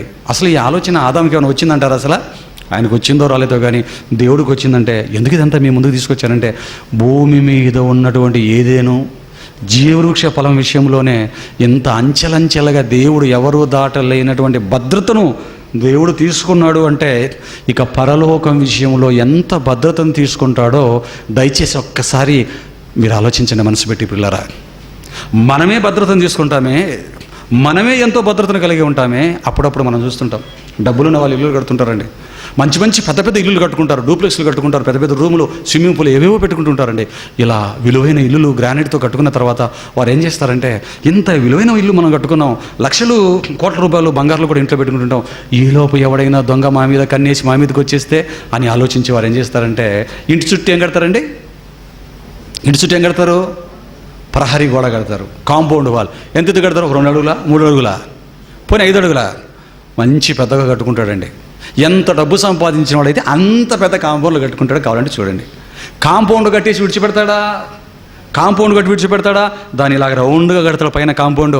ఆ సిమెంట్లో ఏం పొడుస్తాడో తెలుసా? ఆ గోడ మీద ఆ గాజు పెంకులన్నీ కూడా పగలగొట్టేసి సీసాలన్నీ కూడా ఆ పెంకుల్ని సిమెంట్లో జాగ్రత్తగా రాకుండా అలాగా నాటించేస్తాడు మొత్తం కాంపౌండ్ అంతా. ఎందుకు ఇలా నాటించేస్తున్నాడు? ఎవడైనా అక్రమంగా మా ఇంట్లోకి రావాలనుకుంటే వాడికి తెలియకుండా ఎగిరి ఇలా గోడను పట్టుకున్నాడు అనుకోండి, వాడి చేతులు ఏమైపోవాలి? చీరుకుపోవాలి. మరలా మా ఇంటి వైపు కన్నెత్తి కూడా వీడు చూడకూడదు. చూశాడు ఎంత ఆలోచన చేస్తున్నాడో? ఈడు కట్టుకుంటున్న కొద్ది రోజుల్లో పడిపోయి ఇంటి కోసం ఎంత ఆలోచన అండి. పోనీ ఆ గాజు పెంకులు పెట్టి అంతటితో సైలెంట్ అయిపోతాడా?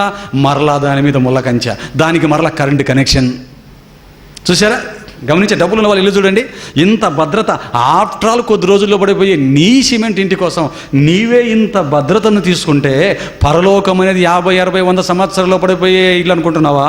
ఒక 100, 150 సంవత్సరాల కాలంలో పడిపోయే చిన్న కోట అనుకుంటున్నావు? విజయరామరాజు, శ్రీకృష్ణదేవరాయల కోటో, లేకపోతే అక్బర్ కోటో, షాజహాన్ కోటో అనుకుంటున్నావా? ఇది దానికంటే దాని బాబు కంటే గొప్పదే పరలోక రాజ్యం. అంత విలువైన పరలోకానికి మాత్రం దేవుడు ఉచితంగా విడిచిపెడతాడు. చెప్పండి దేవుడిని పిల్లలారా. అందుకనండి పరలోక రాజ్యానికి దేవుడు ఏం చేశాడు? భద్రతను పటిష్టం చేశాడు. చూడండి దేవుడిని పిల్లలారా, మంచిదండి. దేవుడు చాలా కఠినుడండి. దేవుడి మాట వినకపోతే పరలోక రాజ్యాన్ని లేదా పరలోకాన్ని అసలు చూపించడానికి ఇష్టపడినంత జాగ్రత్త కఠినత్వాన్ని కలిగి ఉన్నటువంటి దేవుడు అండి. ఆలోచించండి. ఇదిగో దేవుడి ప్రేమ గురించి ఇంతవరకు మనం విన్నాం, కానీ దేవుడి విషయంలో తేడా జరిగితే ఎటువంటి ఆలోచనలో ఉన్నాడో కూడా మనకు అర్థం కావటానికే ఏదేని విషయంలోనే అంత జాగ్రత్తను తీసుకుంటే అసలు పరలోకానికి దగ్గరకైనా రాణిస్తాడా? అసలు దాన్ని కంటికి చూపిస్తాడా? దాని వాసన కూడా నీకు చూపించడానికి దేవుడు ఇష్టపడటం లేదు. దేవుని పిల్లలారా, మరలాగా పరలోకన వాసన ఉంటుంది అనుకోకండి. మీకు అర్థమయ్యే భాషలో చెప్పాను, ఆలోచించండి. దీనికి మరలా కోడిగుడ్డు ఈకలు వీకి ఉంటారు కాబట్టి మీకు అర్థమయ్యే భాషలో చెప్తున్నాను. మంచిదండి. ఇంతకు పరలోక రాజ్యపు తాళపు చెవులు అంటే ఏంటి? క్రీస్తు ఇచ్చాడు కదా పేతురు గారికి. ఇంతకు క్రీస్తు పేతురు గారికి ఇచ్చినటువంటి ఆ పరలోక రాజ్యపు ఆ తాళపు చెవులు అంటే ఏంటో మనకి ఇప్పుడు తెలియాలి. ఇదిగో అది తెలియటానికి ఒక మంచి మాటను యేసుక్రీస్తు వారే మరలా మనకు తెలియజేశారండి. ఆ మాటను కూడా చూద్దాం. లూకాసు వార్త 11వ అధ్యాయం 52వ వచనాన్ని చూడండి పిల్లరా. పరలోక రాజ్యపు తాళపు చెవులు అంటే క్రీస్తు ప్రభుల వారే మనకు ఒక మంచి సమాధానాన్ని ఇస్తున్నాడు. చూడండి, ఒక మంచి హింట్ ఇచ్చారు చూడండి ఆయన. లూకాసు వార్త 11వ అధ్యాయం 52వ వచనం. అయ్యో ధర్మశాస్త్రోపదేశకులారా, మీరు జ్ఞానము అను తాళపు చెవిని ఎత్తుకొని పోతిరి, మీరు లోపల ప్రవేశించు వారిని అడ్డగింతురని చెప్పాను. మీరు జ్ఞానమును తాళపు చెవిని ఎత్తుకొని పోతిరి. జ్ఞానమును తాళపు చెవిని మీరు జ్ఞానమును తాళపు చెవిని ఎత్తుకొని పోతిరరా అన్నాడు. చూడండి దేవుని పిల్లలారా, ఇదిగో మీరు అలా ఎత్తుకొని పోవటం వలన మీరు దానిలో ప్రవేశించరు, ప్రవేశించు వారిని కూడా అందులో ప్రవేశింపనివ్వరు అన్నాడు. చూడండి దేవుని పిల్లలారా, ఏ తాళపు చెవిని ఎత్తుకెళ్ళిపారంటే వీళ్ళు జ్ఞానపు అనే తాళపు చెవిని ఎక్కడ ప్రవేశింపనివ్వకుండా పరలోకములో, పరలోక రాజ్యములో పరలోకంలో ప్రవేశించాలంటే మొదట పరలోక రాజ్యంలో భూమి మీద ప్రవేశించాలి ప్రియులారా. పరలోక రాజ్యంలో ప్రవేశించిన వాడికే తండ్రి ఉంటున్న పరలోకంలో ప్రవేశించే అధికారం దక్కుతుందండి. ఆలోచించండి ప్రియులారా, ఆలోచించండి. అంటే తాళపు చెవి, ఏ తాళపు చెవి అంటున్నాడు? జ్ఞానం అనే తాళపు చెవి ఎక్కడ ప్రవేశింపనివ్వకుండా? పరలోకములో, పరలోక రాజ్యంలో ప్రవేశింపకుండా అంటున్నాడు. చూడండి పిల్లరా, అంటే ఈ శాస్త్రులు, పరిచయులు, ధర్మశాస్త్రోపదేశకులు వీళ్ళు ఏం చేశారంటే, ఏం చేశారు? వీళ్ళు ఎత్తుకెళ్ళిపోయిన తాళపు చెవి ఏంటండి? అది వీళ్ళు ఎత్తుకెళ్ళిపోయిన తాళపు చెవి ఏంటి? పరలోక రాజ్యపు తాళపు చెవి. ఏంటి తాళపు చెవి? జ్ఞానం అన్నాడు. చూడండి, జ్ఞానం అనే తాళపు చెవిని మీరు ఎత్తుకొని అన్నాడు. చూడండి దేవుని పిల్లరా, ఒక మంచి మరొక మాట చూడండి. మత్తయి సువార్త మరో వచనం 23వ అధ్యాయం 13-14 వచనాలు చూడండి పిల్లరా, బాగా మనసులో పెట్టుకోండి. జ్ఞానం అనే తాళపు చెవి పరలోక రాజ్యానికి దాన్ని ఓపెన్ చేసుకుని వెళ్ళేది అన్నాడు. ఆలోచించండి. 23వ అధ్యాయం మత్తయి సువార్త 13వ వచనం 14వ వచనం చూడండి పిల్లరా. అయ్యో వేషధారులైన శాస్త్రులారా, పరిచయులారా, మీరు మనుషుల ఎదుట పరలోక రాజ్యాన్ని మూయుదురు, మీరు ఇందులో ప్రవేశింపరు. కనీసం ఎవరైనా ప్రవేశించాలని ఎవడైనా అనుకుంటే, ఆశపడితే, ప్రవేశించు వారిని కూడా ప్రవేశింపనియరు. ఏమండి 13-14 కూడా చదివారా? మీరు ఇందులో ప్రవేశింపరు, ప్రవేశించు వారిని కూడా ప్రవేశింపని. ఎవరన్నా చూడండి దేవుని పిల్లరా, మనుష్యుల ఎదుట దేన్ని మూస్తారంటే వీళ్ళు పరలోక రాజ్యాన్ని మీరు మూస్తారు. పరలోక రాజ్యంలోకే ప్రవేశించకపోతే ఇక పరలోకం అనే ఆ లోకంలోకి ఎలా వెళ్ళిపోతాడు? ఆలోచించండి దేవుని పిల్లరా. మీరు అయ్యో శాస్త్రులారా, పరిచయులారా, మీరు మనుషుల ఎదుట పరలోక రాజ్యాన్ని మూయుదురు. ఇంతకు ఎలా మూసారబ్బాయి వీరు పరలోక రాజ్యాన్ని? దానికి ఏమైనా పెద్ద మూత ఏమన్నా ఉందా? ఎలా మూసారు వీళ్ళు? ఎలా దాన్ని తాళం చెవిని ఎత్తుకెళ్ళిపోయారు వీళ్ళు? జ్ఞానం అనే తాళపు చెవి పరలోక రాజ్యాన్ని ముయ్యటం అన్నాడండి. ఇంత పెద్ద తప్పు క్షమించడానికి నేరం చేశారు కనుకే వీరిని చూడగానే యేసుక్రీస్తు ఏమన్నాడండి? అయ్యో అన్నాడు. చూడండి, వీరిని చూడగానే ఏమంటాడు యేసుక్రీస్తు ప్రభువుల వారు? అయ్యో అని. అయ్యో అని మనం ఎప్పుడు అంటామండి? అయ్యో అని ఇలాగ తలకి ఎప్పుడు కొట్టుకుంటామండి? అయ్యో అని ఎప్పుడు అంటామండి మనం? జరగకూడనది జరిగినప్పుడు. ఆలోచించండి పిల్లరా, ఆలోచించండి. పిల్లవాడికి నీట్గా స్నానం చేయించి కొత్త బట్టలు, మంచి తెల్లటి కాస్ట్లీ బట్టలు, వాడికి నీట్గా బట్టలు వేసి, ఆ టవల్ అలా దండ మీద ఆరేసి ఇలా వచ్చేలోపు ఆ పెద్ద పెన్నులు ఇంకేదో మొత్తం బట్టల మీద తీసేసుకున్నాడు అనుకోండి, అప్పుడు వెంటనే మనం ఏమంటాం? అంచడుగానే అయ్యో అంటామనమా? ఇప్పుడే కదా స్నానం చేయించాను, అప్పుడే వేసేసుకున్నావా? ఆలోచించండి పిల్లరా. ఇలాగా సామాన్లు చూస్తూ ఉంటారు, ఇలా చూసి లోపు ట్రైన్ రాగానే ట్రైన్ కింద కాలు పెట్టించుకున్నాడు అనుకోండి, కాలు ఇరిగిపోయింది అనుకోండి, వెంటనే ఏమంటాం? అబ్బా అంటామా? అయ్యో అంటామా? అయ్యో ఎంత పని చేశాడు వీడు. 100 కిలోమీటర్ల దూరం నుంచి ట్రైన్ కోసం బస్సులు, ఆటోలు మారుకుంటూ వచ్చి టికెట్ కొనుక్కుని స్టేషన్ మీద లోపలికి రాగానే సర్ర వెళ్ళిపోతుంది అనుకోండి ట్రైను. అప్పుడేమంటామండి? అయ్యో వెళ్ళిపోయింది ట్రైను, ఎంత పని అయిపోయింది. 100 కిలోమీటర్ల దూరం నుంచి బస్సులో, ఆటోలో ప్రయాణం చేసి వస్తే టికెట్ కొనుక్కొని ఎక్కుదాం అనుకునేసరికి ట్రైన్ వెళ్ళిపోయింది, అయ్యో అని తరం చేసుకుని కూర్చుంటాం. ఆలోచించండి దేవుని పిల్లరా, జరగకూడనిది జరిగినప్పుడు, నష్టము జరిగినప్పుడు. ఇక్కడ యేసుక్రీస్తు ప్రభువుల వారు శాస్త్రులు, పరిచయులను చూడగానే ఆయన అంటున్న మాట ఏంటంటే, అయ్యో శాస్త్రులారా, అయ్యో పరిచయులారా అంటాడు. ఎందుకో తెలుసా అండి? జ్ఞానం అనే తాళపు చెవిని ఎత్తుకెళ్ళిపోయారు. అసలు మనుషులనేవాడు ఎవడు ప్రవేశించకుండా పరలోక రాజ్య ద్వారాలను వీళ్ళు ఏం చేశారు? మూసేశారని చూడండి పిల్లరా, మూసేశారు. ఎలా మూసేశారు వీరు? ఎలా మూసేశారు? జ్ఞానం అనే తాళపు చెవిని ఎత్తుకెళ్ళిపోవడం అంటే ఎక్కడో ఒక తాళం దొరికితే దాన్ని తీసుకొని పరిగెట్టి వెళ్ళిపోవడం కాదండి. దేవుడు బైబిల్ అనే మహాజ్ఞాన గ్రంథాన్ని మనిషికి భూమి మీదకి వచ్చిన తర్వాత పరలోకానికి వెళ్ళటానికి ఇచ్చాడండి. ధర్మశాస్త్రాన్ని చేశాడండి. ఫస్ట్లో ధర్మశాస్త్రాన్ని ఇచ్చి దీన్ని ప్రజలకు బోధించండి నాయన, ఇది అర్థం చేసుకున్న, అంగీకరించిన ప్రతివాడు దాని ప్రకారం ఎవడైతే బ్రతుకుతాడో వాడు పరలోక రాజ్యానికి వెళ్ళిపోతాడు అని దేవుడు ఆశించి ప్రవక్తల ద్వారా ధర్మశాస్త్రాన్ని అండి మరి యూదుల చేతుల్లో పెట్టాడండి. అలా యేసుక్రీస్తు వారి కాలం వచ్చేటప్పటికండి శాస్త్రులు, పరిచయులు, యాజకులు, ప్రధాన యాజకులు వీళ్ళు ఏం చేశారంటేనండి, బొత్తిగా దేవుడు ఏవైతే చెప్పాడో అవి చెప్పడం మానేశారు. వాటిని మూసేశాడు. దేవుడు చెప్పమన్న వాటిని చెప్పడం ఆపేశారు. ఇదిగో దేవుడు వద్దన్న వాటిని, ఎవడో వాడి పెద్దలు చెప్పినటువంటి పద్ధతులను, ఆచారాలను ఇవన్నీ కూడా శిష్యుల నెత్తి మీద మోపించేశారండి. దేవుడు చెప్పమన్నది చెప్పడం లేదు, వద్దన్న దాన్ని చెబుతున్నారు. ఇలాగే పరలోక రాజ్యాన్ని వీళ్ళు మూసేశారు అన్నాడండి. ఇలా చేసినందుకే మీరు మూసేశారు కదరా పరలోక రాజ్యాన్ని. ఎందుకంటే దేవుని పిల్లరా, ఏ తాళం పెడితే ఆ తాళంతో మన తాళాలే రావు కదండి. ఆ తాళం చెవికి సంబంధించిన తాళం పెడితేనే తాళం వస్తుంది. ఏ తాళం అంటే ఆ తాళం పెడితే వస్తుందా? రాదు కదా. వీరు ఏం చేశారంటే దేవుడు ఒక మంచి అవకాశాన్ని, వాక్యాన్ని, ధర్మశాస్త్రాన్ని ఇచ్చి దాని ప్రకారం బ్రతకండి నాయన, పరలోకానికి ప్రజలు పంపండి, మీరు వచ్చి నన్ను. కానీ వీళ్ళు ఏం చేశారు? దేవుడు చెప్పమని చెప్పడం మానేశారు, ఏవో పెట్టడం చెప్పేస్తున్నారు. అదిగో ఏం చెప్తున్నారు? ఆజ్ఞలను పక్కన పెట్టేశారు. దేవుడు ఇచ్చిన ఆజ్ఞల్ని, పెద్దలు పెట్టిన పారంపర్యాచారాన్ని శిష్యుల తలల మీదకి మోపేశారండి. వాళ్ళు వెళ్ళటం లేదు, ఎవరిని వెళ్ళనివ్వకుండా చేసేసారు. ఏం నేర్పారు? పద్ధతులు. సంత నుంచి రాగానే ఏం చేయాలి? తల మీద నీళ్లు చల్లుకోవాలి. భోజనానికి ముందు ఏం చేయాలి? శుభ్రంగా స్నానం చేయాలి. పద్ధతులు పెట్టేశారు. చూడండి పిల్లరా, ఇలా పద్ధతులతో వారు వెళ్ళక, ప్రజలను వెళ్ళనివ్వకుండా మూసేసిన పరలోక రాజ్యపు ద్వారాలని ఎవరొచ్చిన తర్వాత ఓపెన్ చేశారంటే యేసుక్రీస్తు వారు లోకానికి వచ్చిన తర్వాత ఓపెన్ చేశాడండి. ఈ లోకానికి వచ్చిన తర్వాత దేవుడి ఆజ్ఞలను చెప్పడం ప్రారంభించేశాడు. పరలోకానికి వెళ్ళాలంటే ఒక మనిషి భూమి మీద ఎలాగుంటే పరలోకానికి వెళ్తాడో, ఎలాగుంటే పరలోకాన్ని సంపాదించుకుంటాడో చెప్పడం ప్రారంభించేశాడండి యేసుక్రీస్తు ప్రభుల వారు. ఆలోచించినందుకే ఆయనకు దేవుడు పెట్టిన పేరేంటో తెలుసా? యేసుక్రీస్తు ప్రభుల వారికి దేవుడు పెట్టిన పేరేంటో తెలుసా? బైబిల్లో ఆయన గురించి వ్రాయబడిన మాట ఏంటో తెలుసా? కొరింథీయులకు రాసిన మొదటి పత్రిక 1వ అధ్యాయం.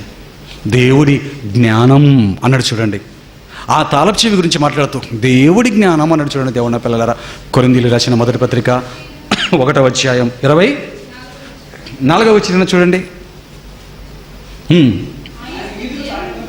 ఆయన యూదులకు ఆటంకముగాను గ్రీసు అన్ని జనులకు వెర్రితనముగాను ఉన్నాడు. కానీ యూదులకేమి, గ్రీసు దేశస్థులకేమి, పిలువబడిన వారికే క్రీస్తు దేవుని శక్తియును దేవుని జ్ఞానం. యేసుక్రీస్తు ఎవరటండి? దేవుడి జ్ఞానం అన్నాడు. చూడండి దేవుని పిల్లలారా, దేవుడి జ్ఞానం. యేసుక్రీస్తు దేవుడి జ్ఞానం. అందుకేనండి ఈ లోకానికి వచ్చిన తర్వాత జ్ఞానమైన యేసుక్రీస్తు తండ్రి ప్రజలకు పరలోకానికి వెళ్ళటానికి ఏవైతే ఇచ్చాడో ఆ ఆజ్ఞలను మహాజ్ఞానంగా చెప్పడం ప్రారంభించేశాడండి.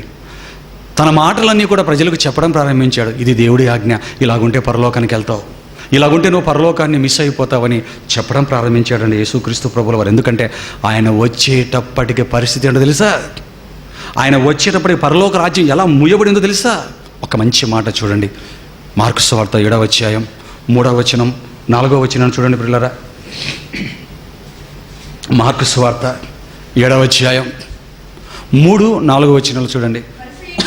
పరిసయ్యులను యూదులందరూ పెద్దల పారంపర్యాచారం, దేవుడిచ్చిన పారంపర్యాచారం కాదు, దేవుడిచ్చిన ఆజ్ఞలు కాదు, పెద్దల పారంపర్యాచారమును బట్టి చేతులు కడుగుకుంటేనే కానీ చేతులు కడుక్కుంటే కానీ భోజనం చేయరటండి. ఇంకా మరియు వారు సంత నుండి వచ్చినప్పుడు నీళ్లు చల్లుకుంటేనే కానీ భోజనం చేయరటండి. ఇదియుగాక గిన్నెలను, కొండలను, ఇత్తడి పాత్రలను నీళ్ళలో కడుగుట మొదలు అనేక ఆచారాలను వారు అనుసరించేవారు అన్నాడు. చూడండి దేవుని పిల్లలారా, ఏమండి దేనికి సంబంధించిన ఆచారాలు వీళ్ళు అనుసరిస్తున్నారటండి? గిన్నెలు కడగాలి, కొండలు కడగాలి, ఇత్తడి పాత్రలు కడగాలి, నీ మూతి నీ ముఖం బాగా కడుక్కోవాలి, సంత నుంచి రాగానే నీళ్లు చల్లుకోవాలి, చేతులు శుభ్రంగా డెటాల్తో కడుక్కోవాలి. చూడు మచ్చ ఉంది ఏదో, కడుక్కో. ఏం నేర్పించుతున్నారటండి వీళ్ళు యూదులందరికీ? ఇదిగో ఇలాంటి వాటినండి ఆచారాలను పెద్దలు పెట్టిన, ఎవడో పనికిరాని పెద్దవాడిని వాడు పెట్టినటువంటి, వాడి మట్టి బుర్రకు తోచింది పెట్టినటువంటి ఆచారాలు చూసారా? అంటే ఒక మనుషులు ఏం చూస్తున్నారనమాట, ఒరే వీడు చేతులు బాగా కడుక్కున్నాడా లేదా, తలకు స్నానం నీట్గా చేసాడా లేదా, భోజనానికి ముందు సంత నుంచి వచ్చినప్పుడు నీళ్లు చల్లుకున్నాడా లేదా, కొండ ఎలాగడిగి వెళ్ళబట్టి అది మరకం చూడ, కొండ బాగా క్లీన్ చేయి. ఇది ఇత్తడి పాత్ర, అక్కడ మరక మచ్చ ఉంది, దాన్ని క్లీన్ చేయి. నీ గిన్నెది, నీ గ్లాస్ ఏది, మొత్తం అన్ని గిన్నెలు చూస్తున్నారటండి. అసలు కడుక్కోవాల్సింది దేన్ని కడుక్కోవాలో ఇప్పటికీ ప్రపంచానికి సరిగ్గా అర్థం కాక ఒక తెగ ఏం చేసింది తెలుసా అండి? పాస్కి వెళ్తే ఏదో కడుక్కోవాలి, ఏదో లోపలికి వెళ్ళినప్పుడు ఏవో కడుక్కోవాలి, కాళ్ళు చేతులు కడుక్కోవాలి, ఈ గెట్టలు కనపడకుండా ప్యాంటు పైకి వేసుకోవాలి. ఏమండి దీన్ని ముట్టుకోకూడదు, దాన్ని ముట్టుకోకూడదు. సైతాను, పంది సైతాను, ఆ సైతానికి దూరంగా ఉండాలి. పంది సైతానా ఎవడరా నీకు చెప్పాడు? ఎవడయ్యా నీకు చెప్పాడు? పంది సైతాన్ ఎవరు చెప్పాడు నీకు? సైతాన్ అయితే దాని ఎందుకు తింటున్నారు ప్రజలు? చాలామంది అమెరికాలో చైనాకి వెళ్ళిపోతే దాని పైకి ఎగిరేసుకుని తింటారు, లొట్టలు వేసుకుని తింటారు వాళ్ళు. పంది సైతానా? ఆలోచించండి దేవుని పిల్లలరా. అర్థమైందా వీడికి?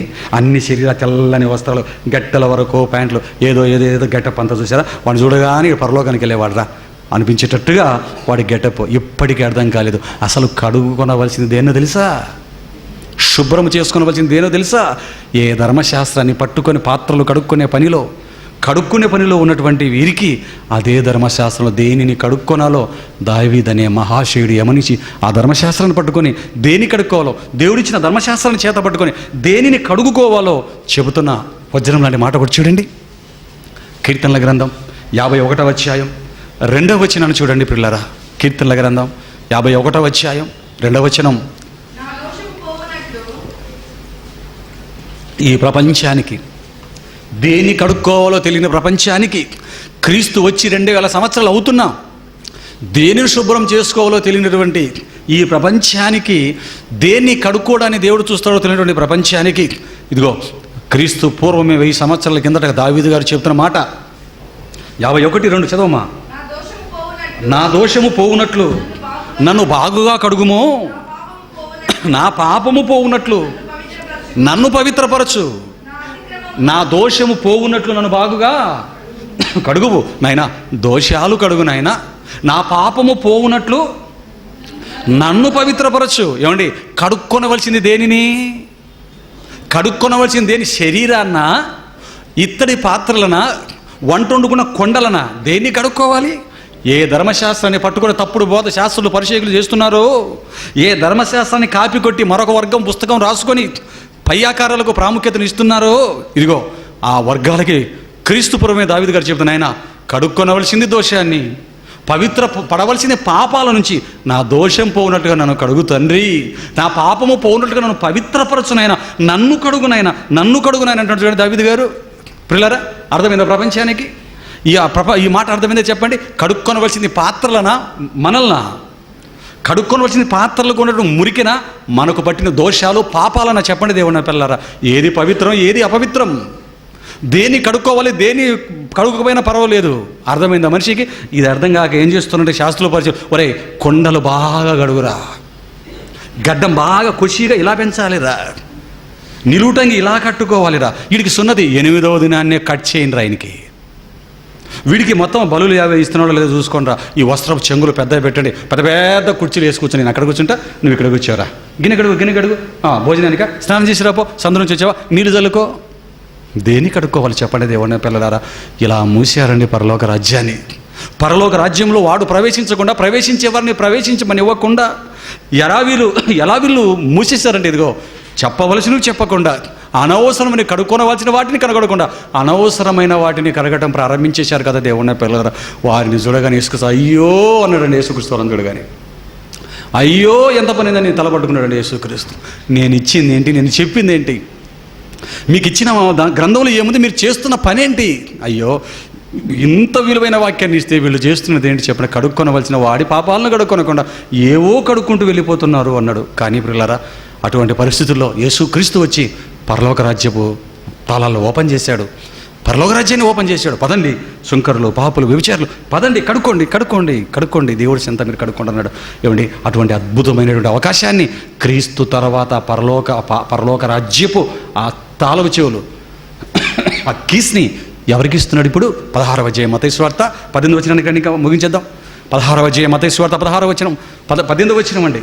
మత్తయి సువార్త 16వ అధ్యాయం 18వ వచనాన్ని చూడండి క్రైస్తవ బిడ్డలారా. మరియు నీవు పేతురువు, ఈ బండ మీద నా సంఘాన్ని కడతాను నేను. ఇదిగో పాతాళలోక ద్వారములు దాని ఎదుట నిలవనేరవు అని నేను నీతో చెప్పుచున్నాను. పరలోక రాజ్యం యొక్క తాళపు చెవులు నీకిస్తాను నాయన. చూశారండి, పరలోక రాజ్యపు తాళపు చెవులు చివరికి ఎవరికి ఇచ్చాడండి? పేతురికి ఇచ్చాడు. ఎందుకు?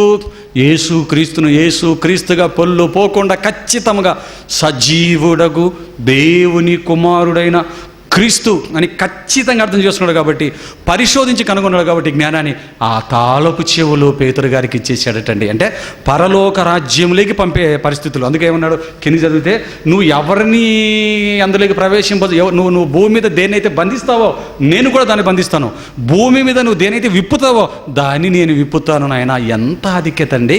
ఒక్క పరిశోధన చేసి జ్ఞానాన్ని కనుగొనడం వల్ల, క్రీస్తును కనుగొనడం వల్ల ఎంత ఆధిక్యత ప్రపంచంలో ఒక్క పేతురు గారికి దక్కిందో మీరు ఆలోచించండి దేవుని పిల్లలారా.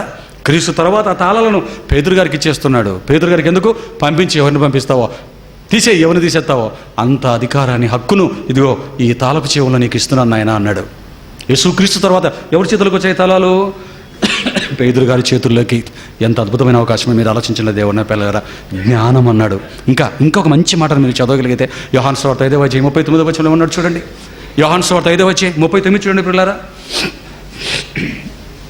యోహాను సువార్త 5వ అధ్యాయం క్రీస్తు చెబుతున్న మాటలే. లేఖనముల యందు మీకు నిత్య జీవము గలదని తలంచుచు వాటిని పరిశోధించుచున్నారు. ఇక్కడికి రాగానే లేఖనం అన్నాడు చూడండి. ఇక్కడికి రాగానే లేఖనం అంటే నిన్ను పరలోకానికి తీసుకువెళ్ళే తాళమేది? లేఖనం. ఆ లేఖనాలలో ఏముంది? నిత్య జీవం ఉంది. ఆ నిత్య జీవం సొంతము కావాలి అంటే ఈ లేఖనాలని నీవు సాధించాలి పేతురు. ఆ తాళం చూసారా? అంటే ఇప్పుడు పరలోకపు రాజ్యపు తాళపు చెవి అంటే వాక్యం పరలోకపు రాజ్యపు తాళపు చెవి, జ్ఞానం తాళపు చెవి, లేఖనం అనే తాళపు చెవిని, వాక్యం అనే తాళపు చెవిని యేసుక్రీస్తు ప్రభువుల వారు పేతురు గారి చేతికి చేస్తున్నారు చూడండి దేవుని పిల్లలారా. ఓపెన్ చేయనైనా, ఓపెన్ చేయి. ఎవరిని పంపుతావు పంపు. ఇదిగో నేను పంపాను, ఇప్పటికే చాలామందిని పంపుతున్నాను ఆయన. దాన్ని ఓపెన్ చేశాను. నా తదనంతరం నీ చేతుల్లోకి నేను ఇస్తున్నాను ఆయన, ఇంకా తీసుకో అన్నాడు. ఇచ్చేసాడండి పేతురు గారికి. అలా చూస్తున్నారండి మిగతా 11 మంది. ఏం మాట్లాడలేకపోయారు. పేతురు గారికి ఇచ్చేసారండి యేసుక్రీస్తు ప్రభువుల వారు. ఇచ్చేసిన తర్వాత అండి మరణించి తిరిగి లేచిన తర్వాత పేతురు గారిని మరలా ఏమని అడిగాడో తెలుసా అండి? ఎంత భద్రత కలిగి ఉన్నాడు చూడండి పరలోక విషయంలో దేవుడు. యేసుక్రీస్తు ఎంత భద్రత కలిగి ఉన్నాడంటే మరణించి తిరిగి లేచిన తర్వాత 40 దినాలు కనిపించాడు, మాట్లాడాడు, ఇక వెళ్ళిపోతున్నారు. వాళ్ళ కొండకు అందరినీ తీసుకొని వెళ్ళిపోతున్నాడండి. అలా వెళ్ళిపోతున్నప్పుడు అందరు వెంట వస్తున్నారండి. పేతురు కూడా ఉన్నాడండి. పేతురు వైపు తిరిగాడండి. ఏమని అడిగాడు తెలుసా అండి? యోహాను సువార్త 21వ అధ్యాయం 16వ వచనాన్ని మీరు చూడగలిగితే, యోహాను సువార్త 21వ అధ్యాయం 16వ వచనాన్ని మీరు చూడగలిగితే, మరలా ఆయన యోహాను కుమారుడు అయిన సిమోను, నన్ను ప్రేమించుచున్నావా అని రెండవసారి అతనంటే అప్పటికే మొదటిసారి అడిగేశాడు. అలాగేగా అతడు, అవును ప్రభువా, నేను నిన్ను ప్రేమించుచున్నానని నీవే ఎరుగుదు అని ఆయనతో చెప్పాను. ఆయన నా గొర్రెలను కాయన ఆయన. పేతురు ఏమండి ఇలా ఎన్నిసార్లు జరిగిందండి? 3 సార్లు అండి. పేతురు, నువ్వు నన్ను ప్రేమిస్తున్నావా నాయన? అవును ప్రభువా. Yes my lord, I love you అన్నాడు. నేను ప్రేమిస్తున్నాడు. అలాగా, నా గొర్రెలను మేపు నాయన అని మొదటిసారి అన్నాడు. మరలా చూశాడు. పేతురు, నన్ను ప్రేమిస్తున్నావా? పేతురు, అవును ప్రభువా, నేను నిన్ను ప్రేమిస్తున్నాను లేదో నీకు తెలుసు కదా ప్రభువా. నాకు తెలుసు నాయన, నన్ను ప్రేమిస్తున్నావు నువ్వు. ఇదిగో నువ్వు నన్ను ప్రేమిస్తున్నావు కదా, అయితే ఒక పని చేయాలి, నా మందను కాయి. మళ్ళీ 3వసారి, నన్ను ప్రేమిస్తున్నావా? అవును ప్రభువా, అయితే నా మందను నువ్వు. ఎందుకు మాటిమాటికి చెప్తున్నాడు? మరలా యేసుక్రీస్తుకు డౌట్ వచ్చేసిందండి. మొదటిసారి తాళాలు ఇచ్చినందుకే ఎవరిని వెళ్ళనివ్వకుండా జ్ఞానం అనే తాళపు చెవులు ఎత్తుకొని వెళ్ళిపోయి వారు ప్రవేశించక, ప్రజలను ప్రవేశింపనివ్వక 100 సంవత్సరాల తరాలను నిత్యాగ్ని గుండం పాలు చేశారు. ఇప్పుడు మరలా వీరికి ఇస్తున్నాను ఈ తాళాలు నా తర్వాత. ఇప్పుడు వీరైనా దీన్ని సరిగ్గా ఉపయోగించి వారి మాటలు విన్న వారిని ప్రజల్ని పరలోకం తెస్తారా, లేక వీరేమైనా పొరపాటును ఎత్తుకొని వెళ్ళిపోతారా? ధనాశకో, లేకపోతే ఆస్తులకో, శరీర సుఖాలకో, లేకపోతే మత్తుకో, ఐహిక విచారాలలో పడి వీరేమైనా పొరపాటున ఈ జ్ఞానం అనే తాళపు చెవులు ఎత్తుకెళ్ళిపోయి పరలోక రాజ్యంలోకి ఎవరిని ప్రవేశించకుండా చేస్తారేమో అని ఆలోచించి యేసుక్రీస్తు ఎంత ఆలోచిస్తున్నాడంటే, ఎంత జాగ్రత్త కలిగి ఉన్నాడంటే, మాటికి నాయనా పేతురు ఏమండి, 1 లక్ష రూపాయలు బ్యాగ్లో పెట్టేసి, అమ్మ బ్యాగ్లో 1 లక్ష రూపాయలు ఉన్నాయి కదా, ఉన్నాయి డాడీ. అమ్మ 1 లక్ష రూపాయలు బ్యాంకులో ఉన్నాయి కదా, ఉన్నాయి డాడీ. అమ్మ 1 లక్ష రూపాయల బ్యాగ్లో ఉన్నాయిలే డాడీ. మనం పేతురు అలాగే చెప్పాడా? డబ్బు ఇచ్చిన వ్యక్తికి ఏమో వ్యసనపడ్డాడంటే పేతురు గారు. మనం అంతే, మనం అంతేనండి. నాయనా ఫ్యాన్లు వేసారా? వేసామన్నా. తమ్ముడు ఫ్యాన్లు వేసారా? వేసామన్నా. తమ్ముడు ఫ్యాన్లు వేసారా? వేసాములే అన్న. వాక్యం చెప్పు. ఆలోచించండి దేవుని పిల్లలారా. పేదరు గారు ఎందుకు? మా భద్రత మాది, యేసుక్రీస్తు భయం అయింది, విలువైన వాక్యం, విలువైన తాళపు చెవులు. ఈసారి ఏమైనా తేడా జరిగితే మరలా ఆయన రావటానికి కుదరదు. అయిపోయింది, వచ్చేసాడు రావాల్సిన. ఇంకా నెక్స్ట్ వచ్చాడంటే కాల్చడానికి వస్తాడు తప్ప రక్షించడానికి కాదు కదండి. తేడా జరిగిందంటే మొత్తం ప్రపంచమే నరకానికి వెళ్ళే అవకాశం ఉంది కనుక, నాయనా పేతురు నన్ను ప్రేమిస్తున్నావా? అప్పుడు తాళాల్సిన సంగతి మర్చిపోయినట్టున్నాడు పేతురు. కాస్తానులే ప్రభు, ప్రేమిస్తున్నానులే ప్రభు అంటున్నాడు. ఏమండి, నా మందరికి ఆయన కాస్తాడన్న నమ్మకం. ఏమండి, యేసుక్రీస్తు నమ్మకాన్ని ఒమ్ము చేశారా? దాన్ని నిలబెట్టుకున్నారా? నిలబెట్టాడండి. పెంతుకొస్తున్న పండగ దినం రాగానే పరిశుద్ధాత్మ కొమ్మరింపు జరగానే వెంటనే వాక్యం ఓపెన్ చేశాడండి. పరలోక రాజ్యాన్ని తాళం చేతికి ఇవ్వగానే అలాగా ఓపెన్ చేశాడు. ప్రవచనాల్లోకి వెళ్ళిపోయాడు. ఒక చేపలు పట్టుకునే వ్యక్తికి ప్రవచనాల జ్ఞానం సరిగ్గా చదువులేదు, కొంత చదువుకున్నాడు, కానీ ఎంత జ్ఞానం వచ్చిందో చూడండి దేవుని పిల్లలు. 3000 ఆత్మలు. మొట్టమొదటిసారి వల వేయగానే 3000 ఆత్మలు, రెండవసారి వల విసరగానే 5000 ఆత్మలు. ఎక్కడి నుంచి వస్తున్నాయి? వేలకు వేలు. అడుగు పెట్టిన ప్రతి చాట 100,000. ఎక్కడి నుంచి వస్తున్నాయి ఆత్మలు? యేసు క్రీస్తు పేతురు గారికి ఇచ్చిన పరలోక రాజ్యపు తాళము ఓపెన్ చేసేస్తున్నాడండి పేతురు గారు. ఎంత నిస్వార్థపడో చూడండి దేవుని పిల్లలారా. ₹1 సంపాదించుకోలేదండి. మొత్తం 12 మంది. ఆ తర్వాత 12 మంది చేతుల్లోకి వచ్చాయి తాళం చెవులు. 12 మంది చేతుల్లోకి వచ్చి మొత్తం అందరూ ఓపెన్ చేసేసారండి. ప్రపంచ నలుచెరలకు వచ్చేసారండి. ప్రాణం పెట్టారండి ఆ జ్ఞానం అనే తాళపు చెవుల కోసం. ఆ తాళపు చెవులు ప్రపంచానికి అందించడం కోసం ప్రాణాలు పెట్టారు దేవుని పిల్లలారా వాళ్ళు. ఎందుకంటే మరలా దేవుడు ఆలోచించవలసిన అవసరం లేకుండా వారి జీవితకాలం ఎంత చెయ్యాలో అంత చేశారు దేవుని పిల్లలారా, చేశారు. ఏమండి, మరి క్రీస్తు ఏమో పేతురు గారికి ఇచ్చారు. పేతురు గారు ఆ రోజున ప్రపంచానికి ఓపెన్ చేసేసాడు. మిగతా అపోస్తులు కూడా ఆ జ్ఞానాన్ని తాళచెవులు తీసుకొని అందరూ కూడా చక్కగా టక్కటక్కగా ఓపెన్ చేసుకుంటూ వెళ్ళిపోయారు. మరి ఇప్పుడు పేతురు గారు అపోస్తులు ఉన్నారా, మరణించారా? మరణించి ఎన్ని సంవత్సరాలైంది? 2000 సంవత్సరాలైంది. మరి ఇప్పుడు తాళంపు చెవులు ఉన్నాయా? ఆలోచించండి. మరి పేతురు గారు వెళ్ళిపోతూ ఎవరి చేతికని ఇచ్చాడా? క్రీస్తు వెళ్ళిపోతూ పేతురు గారి చేతిలో పెట్టాడు. మరి పేతురు గారు వెళ్ళిపోతూ ఎవరి చేతిలో పెట్టాడా తాళపు చెవులు? ఎంత జాగ్రత్తగా పెట్టాడంటే, యేసు క్రీస్తు నాయనా పేతురు ప్రేమిస్తున్నావా ఉన్నప్పుడు అర్థం కాలేదు, కానీ ఆ తర్వాత పరిశుద్ధాత్మ వచ్చిన తర్వాత అర్థమైంది. అందుకే ఈ లోకాన్ని విడిచిపెట్టి వెళ్ళిపోయేటప్పుడు ముసలివాడు అయిపోయిన తర్వాత పేతురు గారు ఆ తాళాలను తనతో పాటు పట్టుకెళ్ళిపోయాడో, ఎవరి చేతికని ఇచ్చెళ్ళిపోయాడో తెలియచేసే ఒక అద్భుతమైన మంచి మాటను చూడండి. పేతురు రాసిన 2వ పత్రిక 1వ అధ్యాయం 13 నుంచి 15 వచనం వరకు ఉన్నాయి చూడండి. మంచి మాట రాశాడు చూడండి అక్కడ. అపోస్తులైన పేతురు గారు రాసిన 2వ పత్రిక 1వ అధ్యాయం 13, 14, 15 వచనం చదవండి. చక్కగా ఎంత బాగుంది అక్కడ. పేతురు రాసిన 2వ పత్రిక 1వ అధ్యాయం 13, 14, 15 చూడండి పిల్లలారా. మరియు మన ప్రభువైన యేసు క్రీస్తు నాకు సూచించిన ప్రకారము నా గుడారం అంటే నా శరీరం, నా గుడారమును ఇదిగో త్వరగా విడిచిపెట్టవలసి వచ్చునని నాకు అర్థమైపోయింది. ఎరిగి అంటే నాకు అర్థమైపోయింది. ఇక నేను ఎక్కువసేపు ఉండను, ఈ శరీరాన్ని విడిచిపెడతానో, ఎప్పుడు మరణిస్తానో తెలియదు. కాబట్టి నా గుడారమును త్వరగా విడిచిపెట్టవలసి వచ్చునని ఎరిగి నేను ఈ గుడారములో ఉన్నంత కాలం పరలోక రాజ్యపు తాళపు చెవులు నా దగ్గర ఉన్నాయి కదా, ఇదిగో ఈ గుడారములో ఉన్నంత కాలం ఈ తాళపు చెవులతో ఏం చేస్తానంటే ఈ సంగతులను జ్ఞాపకము చేసి మిమ్మును రేపుట న్యాయమని ఎంచుకొనుచున్నాను. అంటే నేను బ్రతుకున్నంత కాలం నా దగ్గర ఉన్న ఈ తాళపు చెవులతో పరలోక రాజ్యాన్ని ఓపెన్ చేస్తూనే ఉంటాను. నేను జ్ఞాపకం చేయదు. ఇదిగో నేను మృతి పొందిన తర్వాత ఏదో ఒక రోజు చచ్చిపోతాను, దగ్గరకు వచ్చేసింది మరణం. నేను చనిపోయిన తర్వాత మృతి పొందిన తర్వాత కూడా ఇదిగో తాళం చెవులు ఇచ్చేస్తున్నాడు. ఇక నేను బ్రతుకున్నంతసేపు మిమ్మల్ని రేపుతాను, మీకు జ్ఞాపకం చేస్తాను, ఎల్లప్పుడూ మేము రేపుతూనే ఉంటాను, పరలోక రాజ్యపు తాళాలు ఓపెన్ చేస్తూనే ఉంటాను. ఇదిగో ఇక నేను చచ్చిపోయిన తర్వాత నా జేబులు పెట్టుకుని తీసుకెళ్ళిపోతున్న తాళాలు ఎవరికైనా ఇస్తాడా? నేను మృతి పొందిన తర్వాత మీరు నిత్యము వీటిని జ్ఞాపకము చేసుకునవలెనని జాగ్రత్త చేస్తాను. ఈ తాళాలను జాగ్రత్త చేస్తాను. ఎప్పుడు? ఎందుకోసం? మీరు నిత్యము దీన్ని జాగ్రత్త చేసుకోవాలి. నా తర్వాత మీకు చేతుల్లో పెడుతున్నాను, మీ తర్వాత తరంలో చేతులు పెట్టండి. ఇలా తరతరాలు ఈ పరలోక రాజ్యపు తాళపు చెవులు, లేఖనాలు, వాక్యము, జ్ఞానమనే ఈ తాళపు చెవులు. ఆచారాలు రావడానికి వీల్లేదిక, పద్ధతులు రావడానికి వీల్లేదిక. ఎవడో పనికిరాని పెద్దవాడు పెట్టిన ఆచారాలు తీసుకొని వచ్చి వాడు సంఘం మీద పెట్టి సంఘాన్ని పరలోక రాజ్యంలోకి వెళ్ళకుండా మూసే అవకాశం లేకుండా చేస్తాను నేను. క్రీస్తు అది చేశాడు, నేను అది చేశాను, అపోస్తులు మేము అందరం అదే చేశాం.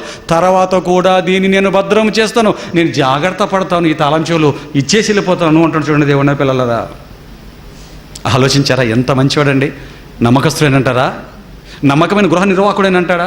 నమ్మకమైన పరిచారకుడేనంటాడా? నమ్మకమైన కాపరేనంటాడా? మంద కోసం ప్రాణం పెట్టేవాడంటాడా? పెట్టాడండి ప్రాణాన్ని మంద కోసం పెట్టాడండి పేతురు మహాశయుడు. ఆలోచించండి దేవుని పిల్లలారా. ఆ తర్వాత ఇచ్చాడండి. అలా వచ్చేయండి అందరి చేతులకి. తర్వాత వచ్చి పడ్డాయండి పౌలు గారి చేతుల్లో ఆ తాళం చెవులు. అపోస్తలుల తదనంతరం ఎవరి చేతికి వచ్చాయి? పట్టుకున్నాడండి పౌలు గారు, పట్టుకున్నాడు. ఆయన ఏం చేశాడు? ఆయన పట్టుకెళ్ళిపోయాడా? విడిచిపెట్టి వెళ్ళిపోయాడా? మన చేతికి చెల్లిపోయాడు. మరి ఇప్పుడు పరలోకపు రాజ్యపు తాళాలు వాళ్ళు విడిచిపెట్టి వెళ్ళిపోతే, మరి మీ దగ్గర మన దగ్గర పరలోకపు రాజ్యపు తాళం చెవి ఉందా? ఏది చూపించండి. ఏది ఉందా మీ చేతుల్లో? వాక్యం అండి. మీ చేతుల్లో ఉంది, నా చేతుల్లో ఉంది దేవుని పిల్లరా. వాక్యం అనే తాళపు చెవి. దీన్ని పట్టుకొని పరిశోధించి ఈ మహాజ్ఞానాన్ని సాధించి నీవు పరలోకానికి వెళ్ళిపోతూ అనేకులను తీసుకెళ్తావో, పరిశోధన లేక, పట్టుకున్న బైబిల్ మీద పట్టు లేక, ఎవడో తరతరాల కాలం నుంచి వచ్చినటువంటి పెద్దలు పెట్టిన పారంపర్యాచారాలలో పడి నిత్యాగ్నిగుండానికి వెళ్ళిపోతావో, పరలోక రాజ్యాన్ని ప్రజల ముందు మూసేస్తావో, ఒక వాక్యోపదేశకుడవుగా, ఒక క్రైస్తవ బిడ్డవుగా, స్త్రీవిగా, క్రైస్తవ పురుషుడుగా, క్రీస్తును ధరించుకున్నటువంటి నిజమైనటువంటి క్రీస్తు శిష్యుడవుగా ఏం చేస్తావో, ఈ తాళాలను ఎలా వెలగబెడతావో, ఈ అవకాశాన్ని దేవుడు మన చేతికి మనకే ఇచ్చేసాడు. దేవుడు నా పిల్లలారా, ఏమండి ఇప్పుడు ఎంతవరకు కొనసాగింది ఇది?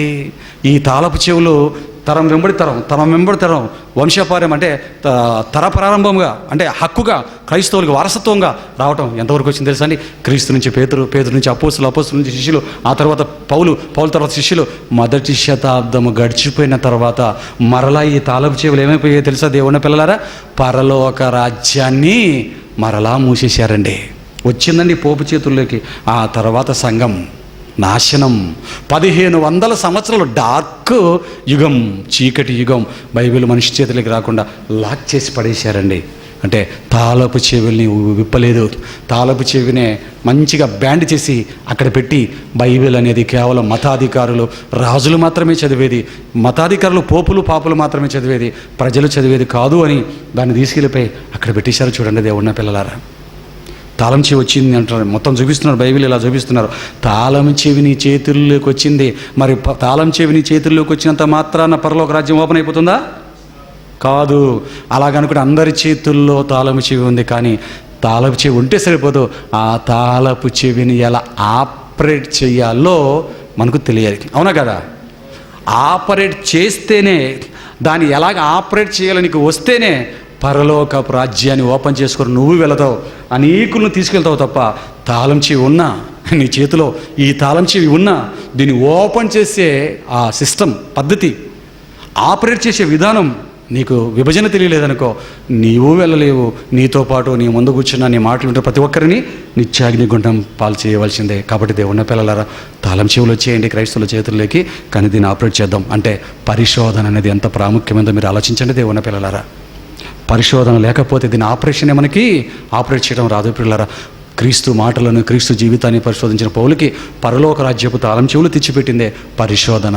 పరిశోధనలో ఉన్నవాడికి దేవుడి సహాయం, వివేకాన్ని అనుగ్రహిస్తాడు. దేవుని పిల్లలారా, ఆలోచించండి దేవుని పిల్లలారా. ఈరోజు చాలామందికి ఇది అర్థం కాక, మాకెందుకండి జ్ఞానం అంటాడు.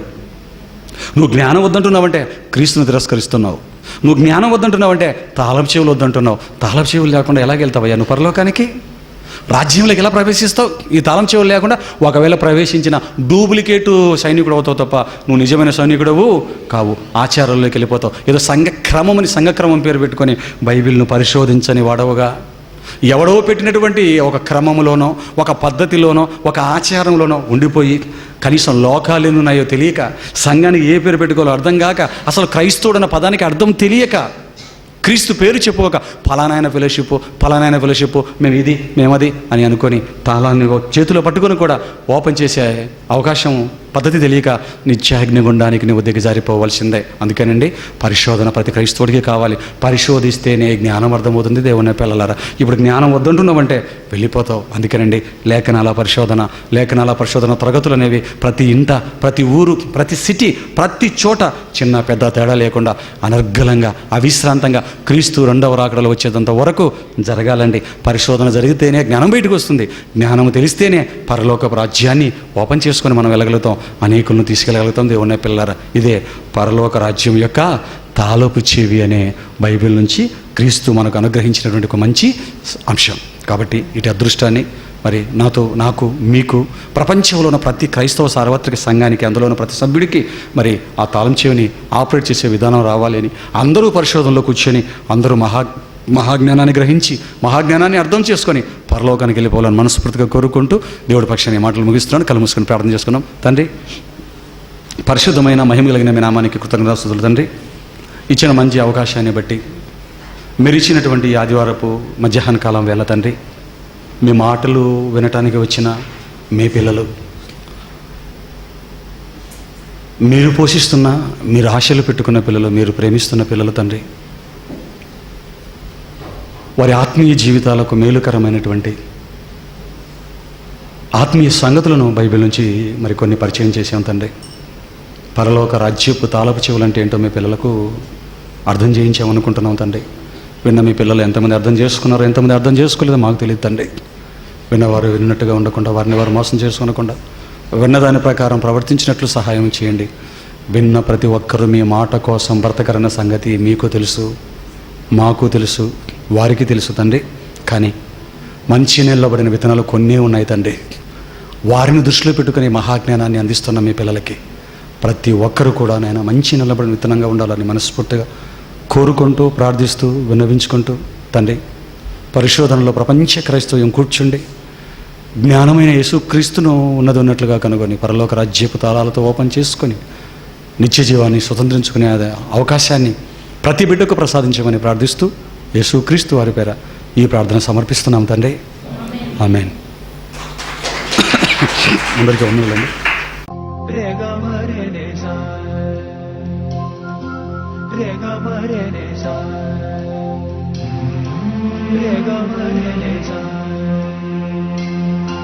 Re ga ma re ne sa, sa ne ga ma.